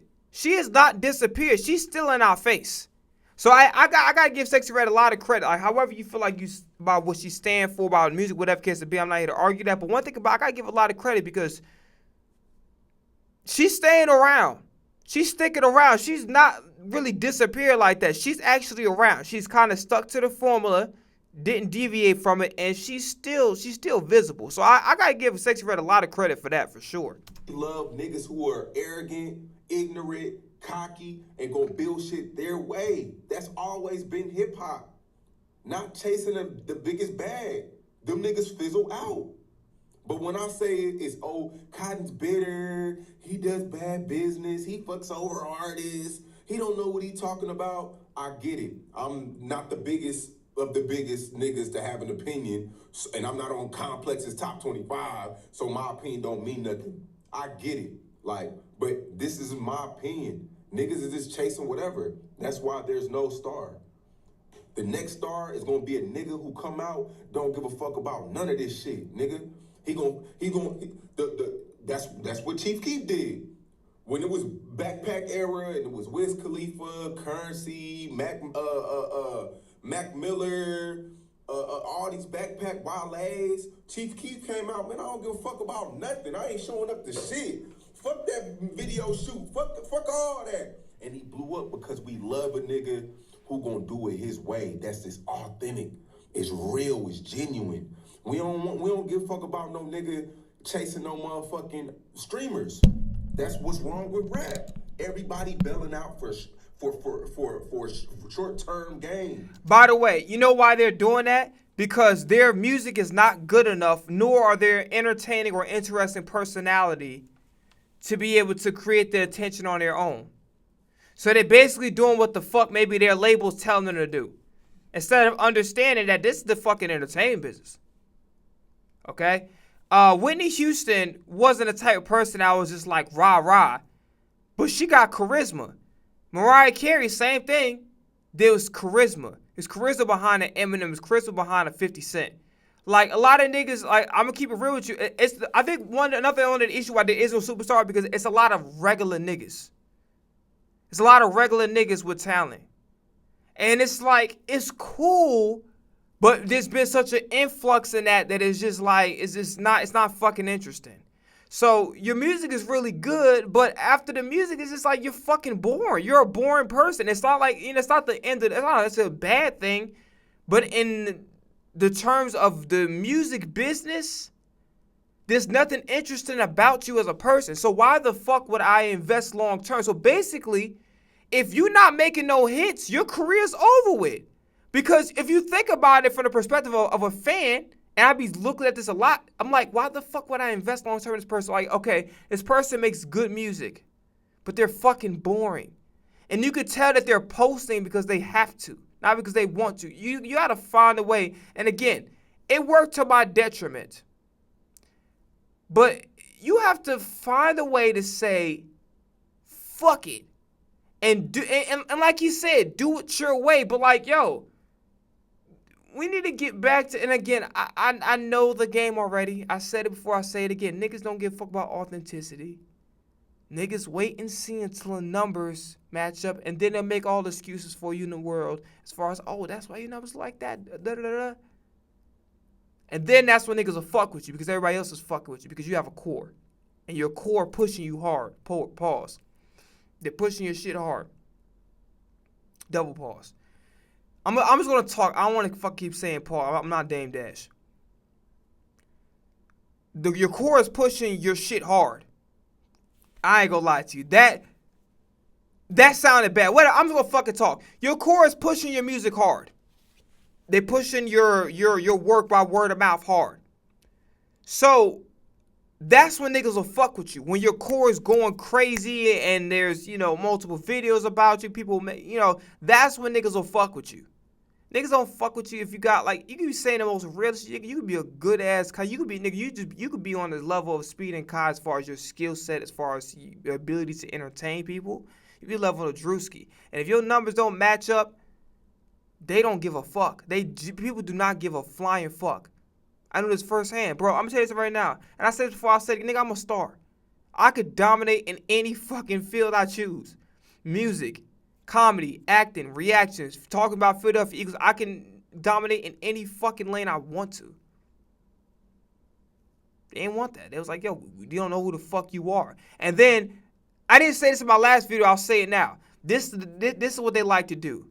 Oh, you're confused. The reason why you're trying to do everything in the book because you don't know who you are. What the fuck are you talking about? Your perception of me has nothing to do with who the fuck I am. How the fuck are you going to say my intentions? How are you going to get in my brain and say what I'm thinking? Bitch, you don't know me. The fuck? I'm being myself. I'm being authentic. I'm being true to who I am. Just because you don't interpret it the same, or maybe you don't like it for whatever the fucking reason is, that don't mean that I'm not being authentic as to who I am. You just fucking, like, you don't like the content, and that's fine. I don't give a fuck. But don't say that I'm confused because you not resonating with it. It's not for you, bitch. If it ain't for you, it ain't for you. You just keep it moving. You know what I'm saying? Like, but niggas be saying the dumbest shit. It drive me crazy. Ain't none of these niggas long term.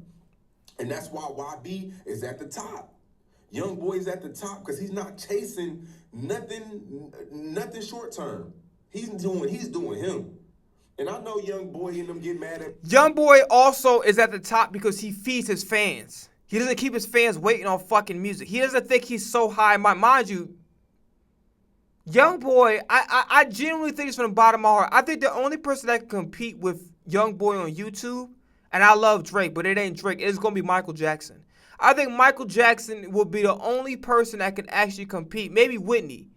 But I think Michael Jackson will be the only person that can actually compete with Young Boy on YouTube. He the king of YouTube. 100%. And he had so much foresight in the game. Like, he understood content before content became king. Content always been king, but even now more than ever. He was like, fuck putting my music on social media on the DSPs. No, I'm going to give you the music video. So he understood how important it was for visuals. And that's why niggas be getting on Normani, and I love Normani to death. That's one of my favorite artists ever, and she still is. But that's what niggas be getting on Normani. They feel like that she's not trying hard enough. And here's another thing that people got to understand too, by the way. Just letting you guys know. When you get to a point where people don't believe in you, you start to get discouraged. And you start to feel like this. Like, damn, no matter what the fuck I do. And I've been a victim of this myself because I know from firsthand experience. You start to think to yourself, like, man, what the fuck is the point of even trying? It's like, it's not, what the fuck is it going to, like, so when you constantly get people that don't believe in you, that happen to be in your circle, then what you're doing is not successful. After a while, you just get burnt the fuck out. And it's like, but what the fuck is all this point? So I'm thinking this. I'm thinking Normani might be burnt out from all this shit. And there's no disrespect to Normani because I think she is special. But it takes a different kind of motherfucker to do what Kanye did. To be persistent. To take a million fucking no's and a million niggas telling you who the fuck are you to claim you're great before we give you the crown. To keep going. Kanye saw his greatness before anybody did. And he worked like who he claimed to be. And he broke through. When nobody wanted him to break through. Nobody. Everybody saw him like, you just a producer. He said, no, bitch, I'm a rapper too. And despite the fact people kept saying, you're a producer. Hey, you know, can you give me your beats later? Can I get your beats? You know what I'm saying? And he broke through all of that shit. All the fucking perception. He said, fuck you, bitch. I'm a rapper too. And in my opinion, he's the greatest artist of all time. And he's better than Michael Jackson as an artist. Now, as far as musical catalog, y'all debate that shit. And honestly, if somebody were to say Kanye West makes better music than Michael Jackson, or even though it's kind of a little bit of an apples and oranges comparison, just a little bit. If somebody says Kanye's discography is better than Michael Jackson, I can't actually... It's not a far-fetched thing as much as people may act. Like, I understand people love and revere Michael Jackson, as do I. But it's not as far-fetched of a thing as much as you think it is. And to tell you the truth, the question then becomes, do I think if Michael Jackson was alive today, do I think his music would be on the same level of how it was back in the day? We genuinely don't know. I do know moving forward from his newer stuff, it didn't hit as hard as it was back then. But that is a serious question to debate. Would Michael Jackson's music be just as good if he had been alive as it was back then? You know what I'm saying? That is an interesting question. And I don't think it's as concrete an answer as people make it out to be. I think Kanye has a better chance of making a hit now than Michael Jackson would. And that's just my opinion, if Michael Jackson was alive. And I'm not disrespecting, I don't want to sound like I'm disrespecting Michael Jackson, but I'm giving my honest opinion and take on this. Because I feel like his music could get better.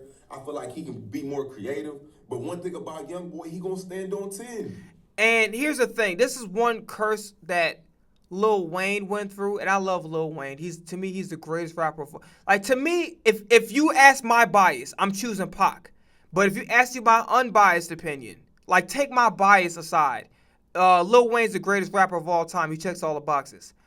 But the thing is with him, with Chris Brown, with Young Boy, when you start to create, even to an extent, I would say Chloe Bailey, when you make so much fucking music, it's a gift and a curse. It's a gift because it's like, okay, you're getting the practice reps in 10,000 hours to be great at what you do. It's a curse because if you keep making music over and over again, you start to lose the magic because you're just creating. Like, a creative job is not like a fucking 9 to 5. 9 to 5, you just go to this shit every day. Creativity is like, it's not to say that you wait to feel inspired, but you don't just sit up in a fucking studio just to be in a studio. Does that make sense? You don't need to create every day despite popular opinion. You don't. You don't need to spend hours on you don't need to spend years to make, you don't need to spend 5 to 10 years to make one project. If the shit's not good if you take a time out to make a project throughout 1 year and the shit's not good, you're just not good. It don't take that long to make great work. It just don't. Give you a year, maybe a year and a half if shit kind of crazy. Maybe 2 years to be nice. I'll give you 2 years. You can't make a great album in 2 years. You just ass. You can't make an album in a year and a half. You're ass. You're just not good. You understand what I'm saying? Like, I'm being like you're not good. Whether you had it or you never had it and you lost it, you're just not good. I'm sorry. Jay Prince, everybody tried to press him. He ain't going for nothing. His camp ain't going for nothing. And that's why he is where he is, because the fans, we could see that. We could see through all the bullshit. We could see through all the bullshit. All the bullshit. So that's my take on why there is no superstar. The fans just don't give a fuck about all the fake shit. The fans are not dumb. It all goes back to the fans. The fans are your team. They are your support system. They are your lifeline. If they say you're whack, you're whack. And this shit don't got nothing to do with talent. It's all about how you carrying it. How are you carrying it? They can see through that. It's not about cosigns no more. The fans don't give a fuck about cosigns. They're not dumb. They see all the force-fed shit the labels try to do. They're not dumb. You could do a feature with 100 popping niggas. If you not- Yeah, and real quickly, a couple sentences, and I'm gonna let them finish up. I be seeing under World Star comments, Pop Crave, and certain shit like that, and it's his Twitter shit. I forgot what it's called. My mixtapes or something like that. They be having like promo and new artists. They be like, yeah, like when some shit is ass, they be like, yeah, you definitely got paid. He got paid to post this shit. Yeah, so he's right about that. Now standing on 10, it don't mean nothing. It does not mean nothing, and that's why there's no new superstar. Because I don't want to take away from the Don Tollivers, the Low Shimmies. I don't want to take away from these guys. These guys are stars. Let me see, how old is Low Shimmy? I think he may be like 27. Hey, come closer. Closer.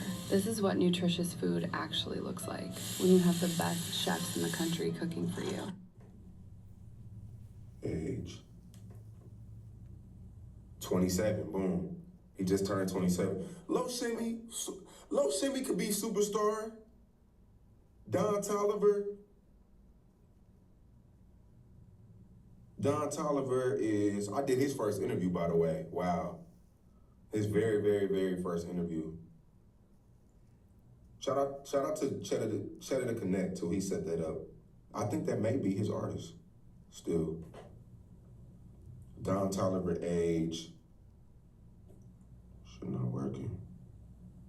32. So I'm not gonna say rap is dead. I'm gonna stop saying that. Cause there are people who are thriving. You know, you got the Larry Jones, who's my favorite. You know, he sells lifestyle. That's what I always try to tell artists to sell, lifestyle. You know, Larry June got the cars, the orange juice, the branding is top tier. Now he got Adidas sneakers. It's all about lifestyle and branding. It's not about the music. It's not about the fucking music. I'm gonna keep telling y'all that. It's not about the music. It's about the lifestyle. It's about what you represent. Nigga, listen, huh? Listen to me. It's not about the fucking music. It's about the lifestyle. And as soon as you figure that out, the farther you will go. Go get you a bad bitch. You see how Larry Jones got Janae Aiko? Go get you a bad bitch. What the fuck? I know Big Sean gonna be kicking himself. What the On top fuck? of the legacy, on top of the foundation. You niggas think music. No. I know a lot of good niggas that make great music that's sleeping on the fucking couch. Ooh. It's not about the music. It's about how you can get the fans to gravitate to you. It's the branding. It's the young boy with the gun in the beginning of his career with the NBA, the Jordan NBA logo on the gun. It's the Kodak Black doing the Diddy Bop dance. Huh? It's the Sniper Gang hoodies. It's the gold teeth and the wicks and the ugly corner. It's deeper than the music. It's everything around it. And as soon as you niggas figure that out, we're gonna have some new superstars. But until then, you niggas will never understand that marketing and branding is key. No, I want him to say what the fuck he really want to say. You're not gonna make it. Just straight up say it. You might as well. That's what he wanted to say. I'll say it for you. If you don't understand marketing and branding, you're not going to make it. It's not to say I'm crushing people's dreams. I'm just keeping it real. Like he's right. And I don't want to make this, because, again, I spoke about what the fuck the problem is on multiple videos. I spoke about what the problem is from a fan perspective, from the artists, from the labels. I spoke, and from the OGs that were the former gatekeepers that's speaking about the new generation. I spoke about all the fucking issues. All of it. I even told David, I am Bruce Leroy. Go look at the fucking YouTube channel, bro. I put all my Twitch shit up here. So I said everything already. But he's absolutely right. Another thing, too, it's like people think that good music, it's like, I'll put it to you like this. Let's keep it real. How often it is when you heard a great song, do you follow that artist, not only follow that artist, stay in touch with that artist? Outside of just adding a song to your playlist. Right? So if that's the case, that means you need to do a better job of creating a world around your music. You got to have an interesting perspective. I mean, there's only but so much shit you could talk about in this lifetime, right? Money, cars, bitches, life, hard times, poor, rich, fucking, whatever. It's only but so much shit you could talk about, right? But if you're not saying it from an interesting, intriguing perspective, and you're kind of regurgitating what's already been out there, and just literally just doing a fucking mirror image, like, why would people want to listen to you? If I can get this shit from somewhere, somebody else, if I could get your sound from the OG, and the OG sounds way better than you, and you're not offering any, let's say, I'm not too upset with copying, but if there's nothing that says, oh, this is you, or differentiate, like how motherfuckers was saying, so Fago's like copying Lil Uzi, and I don't think it's the case. I think he's influenced, but I don't think he's copying.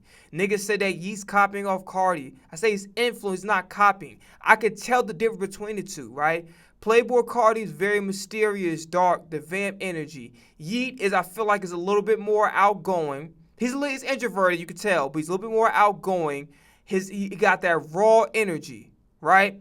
Uzi, that childlike energy, right? Like, you know what I'm saying? That inner child that never dies. That's why we can relate to Lil Uzi, because we all got that inner child. Some of us be afraid to live that because we afraid what motherfuckers be thinking about us behind the scenes. You know what I'm saying? But Lil Uzi is not afraid. Lil Uzi's like, yo, I'm not going to... I'm not saying he acts immature, but I'm saying he has like an inner child that motherfuckers want to actually act like. So Fago is a guy that can get into some intricate rap flows, but his melodies are infectious. Like, he has I would say he can sing, but he has a little bit of singing talent that actually sounds really, really good. So that's why we fuck with Fago. Yes, is Fago influenced by Uzi? Yes. Is Yeet influenced by Cardi? Probably. But you can differentiate those artists. And I mean absolutely no disrespect when I say this, okay? Because I love that girl that did the affirmation song. I respect the hell out of her. Because it's not easy doing this shit independent. Some motherfuckers get into the music game with no hits. Ever. No song that we can say, oh, what's your biggest hit? Nothing. She got a real fucking hit. So that's actually in the concert. Flipper T. Flipper T, I'm not saying she intentionally doing it, because it could just be how her voice sounds. Flipper T sounds a lot like Glorilla. And her songwriting is very basic like Glorilla. So, and also I respect the hell out of the fact that she's doing it with raising kids. It's not easy. It's not fucking easy. And she's doing it independently, doing it with raising kids. Salute to her. But then you gotta, let's keep it real. Let's not think about it from just being successful for the moment. Let's think about success 5, 10, 15 years from now. I think with social media got everybody fucked up. Everybody wants quick money in a moment. But niggas don't understand that in order to be successful, you have to create a plan that's going to help enable you to be successful from a long-term perspective. So, case in point, let's talk about, so the reality is with Flipper T, great song. I love her journey. Her journey is somewhat what made me buy in. And obviously the guy with the boot helped a lot. But here's the thing. the question I would then have to ask when I listen to Flipper T's music is, okay, what does she do differently from Glorilla? And I'm not saying she's copying Glorilla. I'm just saying, what is she done differently than Glorilla? What is she doing? Why? If I could go give affirmations to Glorilla, and it'll probably sound exactly the same. So that's kind of how you have to look at it when you're an artist. You got to think about, okay, if I'm going to copy somebody, that's fine. Because the reality situation is, I think the biggest lie we've been told is to do something different, and it's not true. You have to have different but familiar. You got to take what's already there and put your spin on it. It's not about being different. You can't be too different. You can't be too, if you're too different, niggas, you're not going to get an audience. You got to, what's already out here, put your own spin on it. That's it. And I think Virgil Abloh will talk about like a percentage of difference. He spoke about, I forgot. Y'all let me know, whoever watching this, what it is.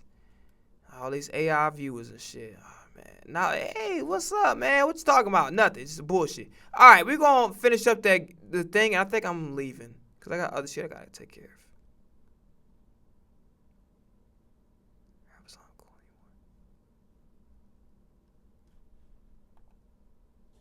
This is the future of peak performance. Oh, really? It moves, it evolves, it never settles. Like that was a misstep. While this was damaging to both parties in different ways, I think it was actually more damaging to Nicki Minaj personally, because that was just another tick on her drama meter. Another girl, another new girl that you're arguing with. A new girl. Her meme is making me about to lose it. I ain't gonna lie. Disrespectfully, to stand up to Nicki Minaj, because Nicki would continue to spiral into many other beefs outside of Cardi B. Latto has been more so, I would say, remembered as a victim of Nicki's bitterness than Latto being the sole reason for this issue, for this beef. This in turn spawned into a beef later. You know, the whole Nicki connection into a beef with Ice Spice and Latto. At the epicenter, who's the princess of rap? Latto embraced. Hey, real quickly, I'll make this like a 5 minutes. I kind of already talk about it. Part of me feel like this was staged. And I'm going to tell you why. Number one, if we really like that, whatever. Because here's the thing. Latto had a snippet. And she's going to explain it. But I'm just going to say it because motherfuckers should already know this if you tapped in. Latto had a snippet. In the snippet, she had Ice Spice in the background, like in the music video, like a little ass television set. So it sounded like on her snippet, I think the song was Sunday Service. It sounded like she was dissing Ice Spice. So then Ice Spice responded like most of like nigga, are you sneak dissing me? And then Latto was like, no, why would I do that? And then it was weird because it was like, Latto's response is not a response of, oh, I actually wasn't dissing you. It was more of like, yeah, and even though technically you said in an interview, I think it was Gillian Wallow, $1 million worth of game, that she wasn't dissing her. But I'm like, why the fuck would you go through all that fucking trouble? And then you talking like on some tough shit, but I'm like, you kind of was like bowing out with Nicki. You feel what I'm saying? So you can't go after Ice Spice, go all crazy or whatever. Then you gonna say, all right, yeah, I'll film or something on your block. And that's what's cool about female rap beef for the most part. Unless you deal with Remy Ma, you might get your ass shot. But the cool thing about female rap beef is that it's never gonna get that serious. You film a fucking music video on a nigga block that you beefing with? Oh, hell nah, nigga. You better have the motherfucking Navy SEALs with you that goddamn went and got Osama, nigga. You fucked. And boy, I'm telling you right now, like, niggas cannot do that shit because that's like the ultimate of the ultimate disrespect. I'm telling you right now. So, I'm so happy with female rap beef is how it is because niggas couldn't do that shit. Nigga, it's going to be some serious fucking content. Nigga, it's going to be on the level of motherfucker. You know how MC Hammers would run niggas out of California and shit? That type of business. You know what I'm saying? Theme of female rap, tension, beef. And in her Sunday Service video, which was a diss towards Ice Spice, she put pictures of female rappers in the back. Technically, no, that's not true. The whole song was not about Ice Spice. It was just a line or two that she put in there. It wasn't a diss towards Ice Spice. It was a couple lines. The song wasn't technically about her. It's kind of was like, what's the fuck? It was G-Unit Beg for Mercy. I think it was like I Smell Pussy. The song was not about Irv Gotti and them. But he's like, I smell pussy, that's you. And then he went on and listed the names that he mentioned. You know what I'm saying? But that was what that was. The song wasn't a diss towards her. He put a couple lines in there. You know what I'm saying? Or she put a couple lines in there, right? Background with their eyes covered by a black line. So in a lot of ways, Latto would directly address, or maybe to some people's confusion, even poke the bear in that sense when it comes to female rap in comparison. And there's been some other stuff as well between her and Cardi B. Something that she would talk a little bit about on the album, stemming from a leaked rant where Cardi was heard yelling at Ice Spice. Can I be honest with you? I have to defend. I don't agree with how she moves all the time. I think Cardi can move a little better at times. But I'm gonna be honest with you. Cardi didn't say anything that can't be patched up. Like, I know Latto dissed her, but I have to keep it real, okay? Sometimes we say shit in the heat of the moment. Like, I'll give you an example. That's like me man, fuck my father because he say like, yo, like he'll tell my brother, he like, yo, I'm not your brother. I'm not Antonio. You know what I'm saying? It's in my government and shit. But look, I'm not him.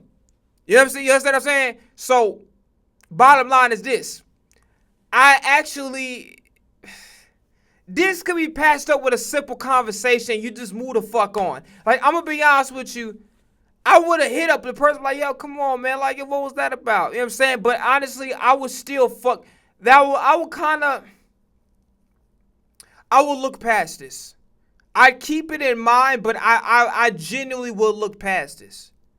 Because it's just like, it wasn't something that was done out of maliciousness. It was like, okay, we were aware of a situation. I'm talking to this person that happened to beef with this person. And I just happened to know, and it just slipped out. It wasn't something, I genuinely don't think Cardi B was malicious with her intent. I just think it's one of them shits where it's like, it reminded me of when my father be like, yo, he told my brother, be like, yo, I'm not me. You know what I'm saying?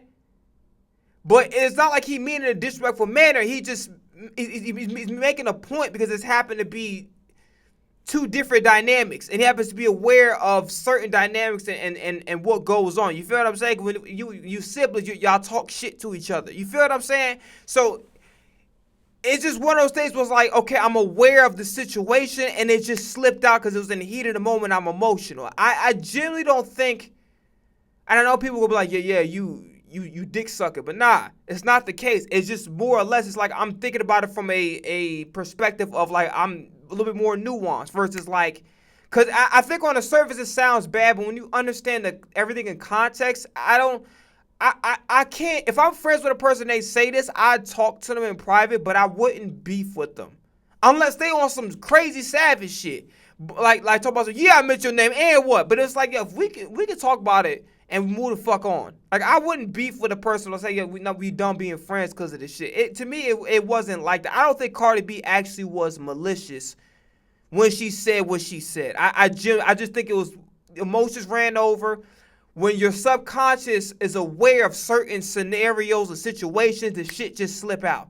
And that's what I think it was. I don't think it was necessarily a malicious. I know a lot of don't fuck with her no more, but I don't think it was malicious. And I'm just being honest. His manager, Latto, caught a stray in the midst. Because one thing about it, and Cardi B mentioned this too, Cardi B's not a fucking hater. Cardi B stand behind all the women she out there, and when she talked about, I think might have been on the same Twitter spaces and shit. When Cardi B talked about how, like, yo, she be sitting up there in DMs, you know, encouraging, you know, people talking bad about the other girls online, she be in DMs. So, like, that's why when Cardi B be going off, she go off, because it's like, yo, hold on. I ain't got to show nobody no motherfucking love. Bitch, I'm a motherfucking superstar. I'm a superstar in this motherfucker. My name still rings bells.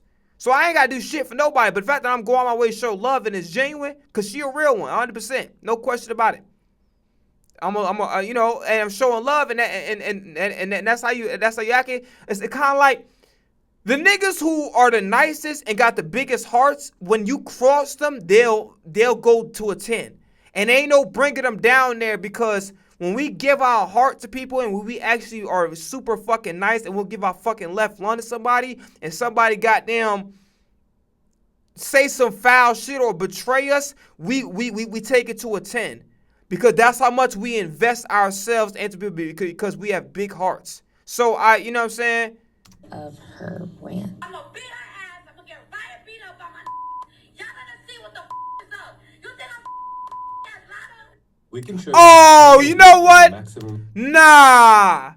Nah, Cardi, I don't want no beef, but I can't. Nah. I ain't gonna lie to you. Nah.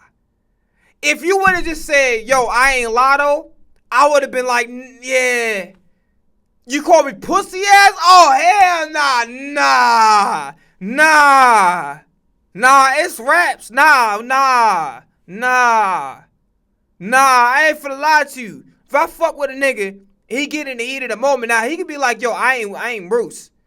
But if you could talk about something, and then I would kind of like give him a side eye, but we'll talk about it, but we can move forward with it. Pussy ass Bruce? Oh, hell nah, nigga. We gonna see our pussy out here, motherfucker. You gonna get scratched these motherfucking claws, bitch ass nigga. Oh, you call me pussy?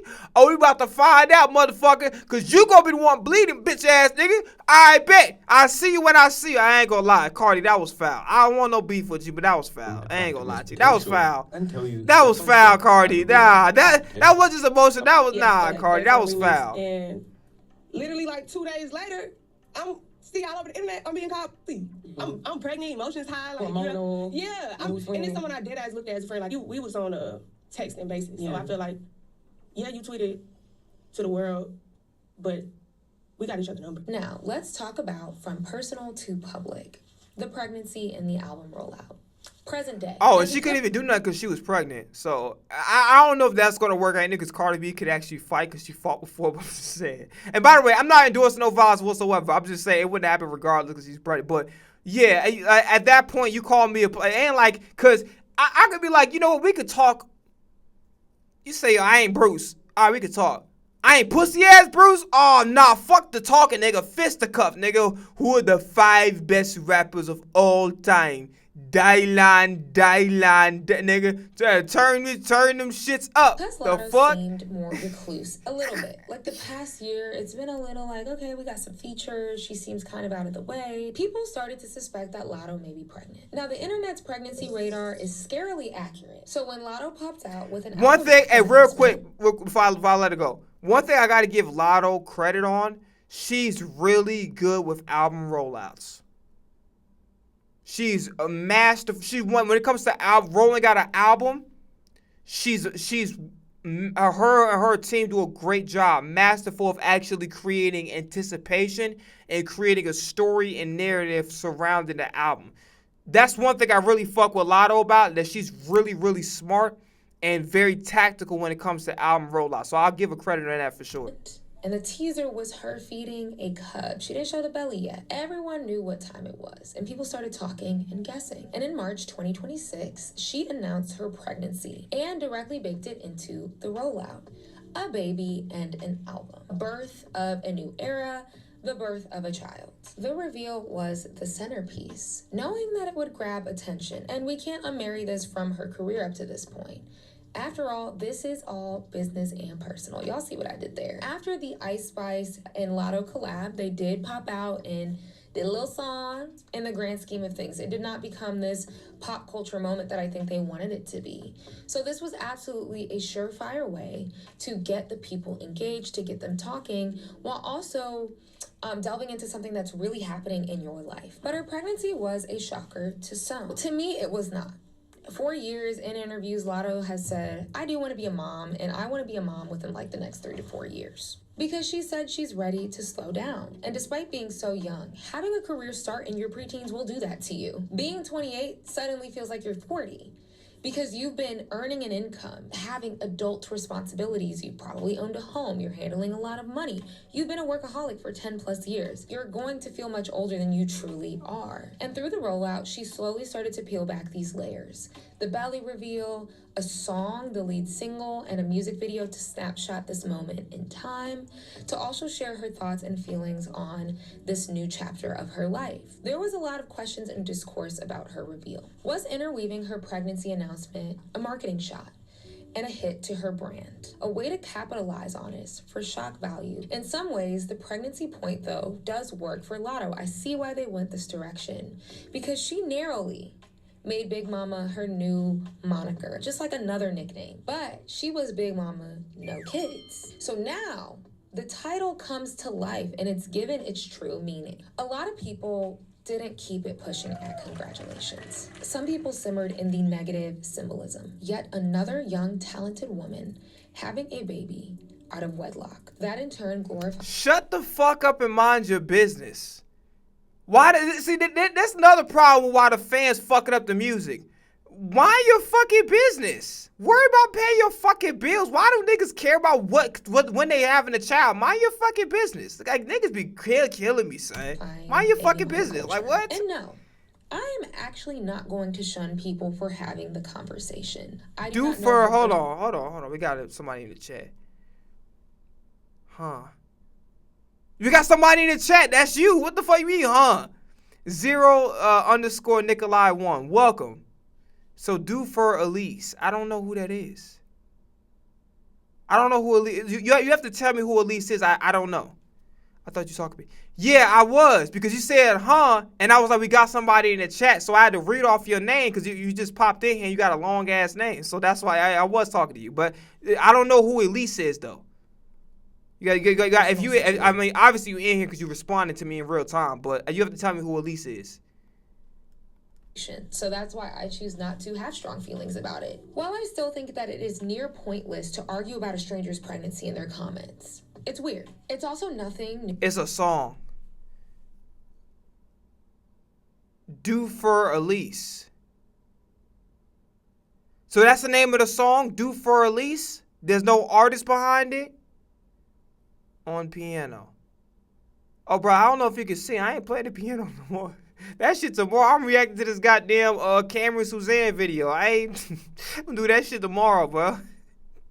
Same time, same bat channel type shit. I ain't doing that shit. Hell no. Artists can reflect and perpetuate modern day dilemmas and issues. And by the way, I'm a beginner. I goddamn could count on one hand until I play the motherfucking piano. I'm a beginner. I can't play shit. I don't even know no chord. The only chord I know is the one that charges my motherfucking phone. Change title. No, I do what the fuck I want to do. Hey, do me a favor. When y'all niggas come up in here, let me tell you something about me. Daddy Bruce Leroy, do what the fuck you want to do. Don't tell me to change nothing. I do what the fuck I want to do. Like, don't come in here and run. Y'all niggas don't run shit. Y'all niggas to get enjoy the ride, buck that motherfucking seatbelt. Don't tell the driver what type of music you want to listen to. You don't want to listen to music, don't get on the motherfucking ride. Don't come up here and doing all that shit. Nah, nigga. Like, no, I do what the fuck I want to do. All right, man, calm down. All right, bet. Your ass, bye, nigga. Get the fuck out of here. Get the fuck off my shit, bitch. Especially in community. Stupid motherfucker. And by the way, this is not me saying that these people should be raising your children. Absolutely not. The morals should be built in. The fuck wrong with y'all? Hey, let me explain something to you motherfuckers. Do not come to Daddy Bruce's motherfucking channel telling me how to do my motherfucking channel. Don't do that. Suggestions, I'm down with that. All that telling me how to do this, what to do, how to not. I don't come in that motherfucker doing none of that. Respect the host, bitch ass niggas. Don't come in this motherfucker doing all that bullshit. Run your motherfucking parents. Tell your mama to pull up motherfucking credit or goddamn Capital One card out of a motherfucking purse. Bitch ass nigga. Don't come up with this motherfucker telling me how to goddamn run my motherfucking street. You crazy the motherfucker, bitch. I'm a grown ass man, son. Talk about some, all right, man. All right, bitch ass nigga. You got blocked. Enjoy, motherfucker. No, not today, bitch ass nigga. Fuck out of here. It's disingenuous to believe that this pattern may not have Tell the story walking, bitch made motherfucker. That's not necessarily her job. But I understand why spectators raise the conversation. My issue is with the bullying people. Okay, she's pregnant. Say your piece and move. What is she supposed to do about it at this point? What's she gonna do about it? The baby is here. To take it a step deeper, because we're here to talk about the music. Is this a hit to the brand? I hate to say it like that. Because at the end of the day, brand. She's a human being. Latto, by no secret, is known as the body count rapper. Stick with me. She's going to remind everybody that she can count hers on a couple of fingers. Body count so low, I might say I'm a virgin. She also raps about how high she is of her standards. How she likes to be shown off. And my man, thank you to my man.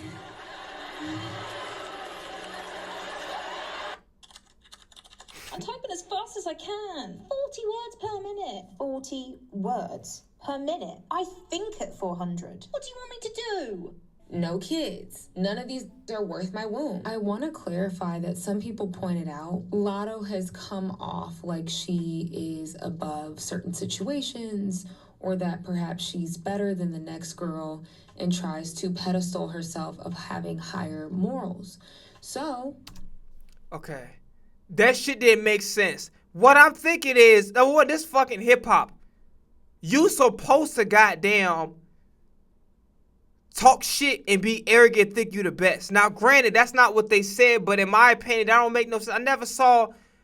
I don't look at Latto the same way I look at motherfucking Abba and Preach. You feel me? More Abba and Preach, the way they brand is designed, yeah, they're imperfect like every other human being, but they come from a moral high ground when it comes to their content. I don't look at Latto the way I look at motherfucking Tupac or Rhapsody, nigga. I don't look at her like Lauryn Hill. Those are like two different things. You like, I don't listen to a lot of music like that, like that on a regular basis, but Latto is like, you listen to Latto to have a good time.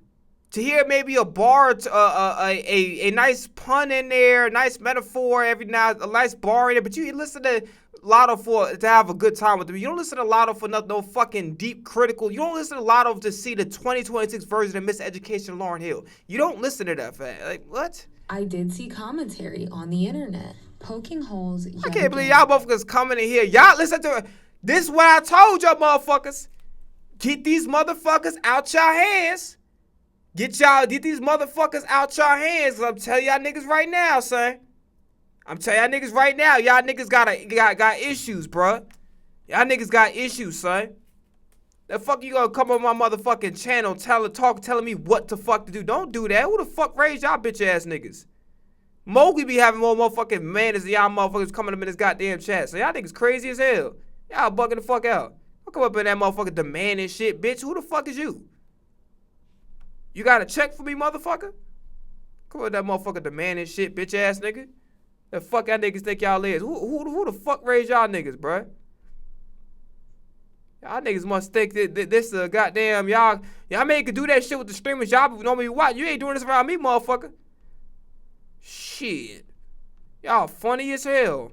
Gonna sit up there and tell me what the fuck to do like I supposed to change. No, bitch. I want to keep it. I'm gonna keep it there, motherfucker. And the second part of that title, playing the piano and reacting to shit. So if it ain't the one, it's the other, bitch ass nigga. Who the fuck done tell me to change the title? Bitch, shut the fuck up. Do what I want to do, motherfucker. And it's gonna stay that way. Stupid motherfucker. Gonna sit up here and tell me what the fuck to do like I ain't a grown ass man. Shut y'all bitch ass up. At her persona and right, talk to your motherfucking daddy like that, bitch. Talk to your mother like that. When you up there fucking ordering goddamn mutt coins and shit. Talk to your fucking mother, bitch. Don't talk to me like that, fuck nigga. Raps about, especially niggas got me fucked up. 21 no Savage fucking respect. Is allegedly married, saying that this whole situation is insanely messy. I'm just the messenger. I do not feel that strongly about her personal life or situation. But in context with the music, this became an issue or a flaw to people. So this happy announcement quickly turned into some people saying that centering this pregnancy is not the moment or message that she thinks it is. Is it a contradiction to her brand?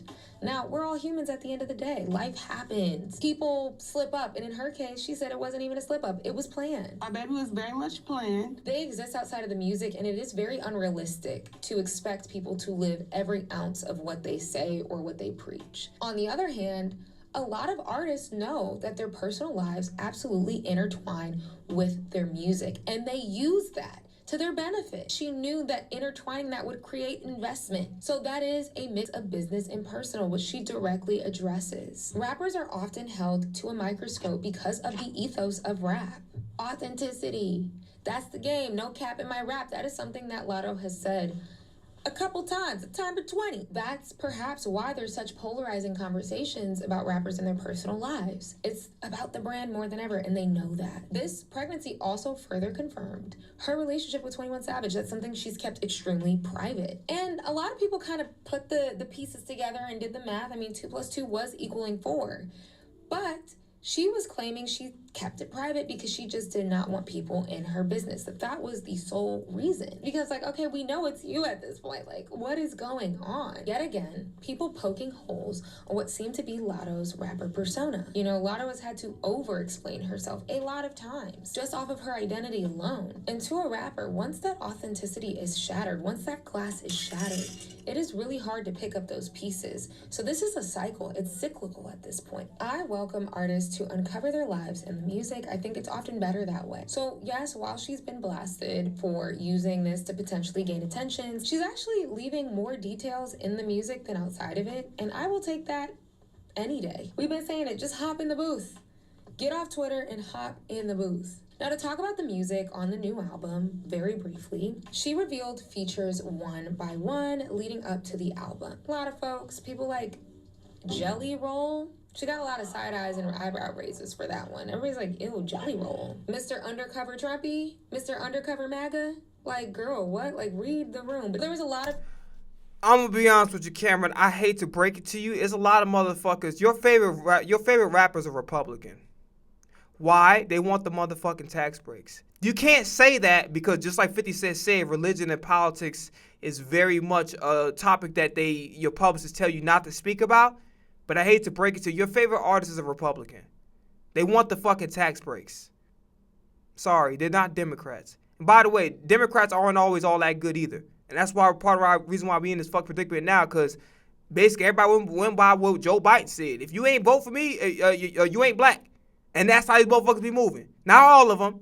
Not all of them, but you know what I'm saying? They part of the problem too. So let's act like Democrats is all good. Nah, and one thing I respect about a conservative, you may not like their ideas, but one thing about it, they're gonna be up front. And I always respect an authentic motherfucker. Tell me what it is. Don't hide shit from me. If I don't like it, tell me how it is. So I respect the conservative from that perspective. You know what I'm saying? I don't subscribe to their ideas necessarily, but also don't act like the fucking liberals just be all good too. You know what I'm saying? Because they operate under the mindset of, if you ain't vote for me, you're black. That mindset is very prevalent in an arena, and it's part of the reason why shit fucked up the way it is. So the liberals ain't all peachy clean and perfect. Collaborations noted on this album. So on the album finally. And by the way, a political alliance to your religion ain't got shit to do with making music, or ain't got shit to do with collab.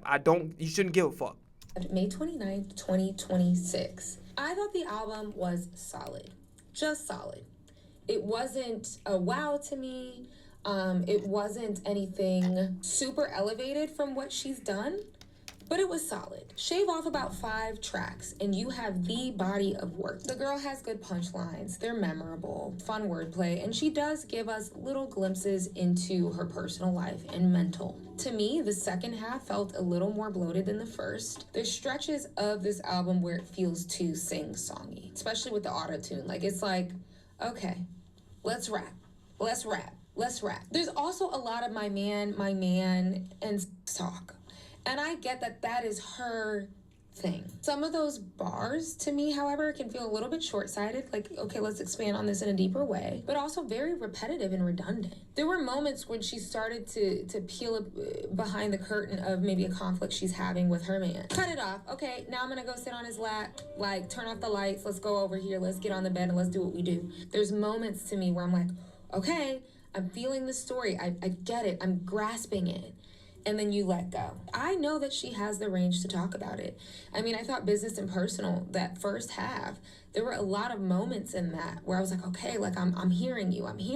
And also songs like Daddy's Girl's Interlude, where she really delves into her familial relationship, specifically the one with her father, whom we were introduced to on the Rap Game. He was her manager. That was her go-to. They had a falling out, and so they've had a very estranged relationship. And so I like the fact that she explored her relationship with her father, and also how she's now reflective on that in context of having her own child now. So I thought that was very interesting, but she had more of that in her, in my opinion. And in her Apple Music interview with Nadeska, she mentioned being pregnant while recording this was a completely different experience because, transparently, like, a lot of rappers are in the studio drinking and smoking. And so that gives them that battery, it gives them maybe some confidence. And she was like, doing majority of this album completely sober made me fall in love with music again. And I guess that's something like I wouldn't have thought about. Male rappers don't have that experience, you know? So it was just interesting to hear a woman talk about her creative process, being pregnant, not being under the influence, and having to just really be with her thoughts. Now, to finish this off, is it really over? The retirement announcement. Let's talk about this. I want to say maybe like 2 weeks before. She's not retiring. She got to recoup so much motherfucking money. It's not even funny.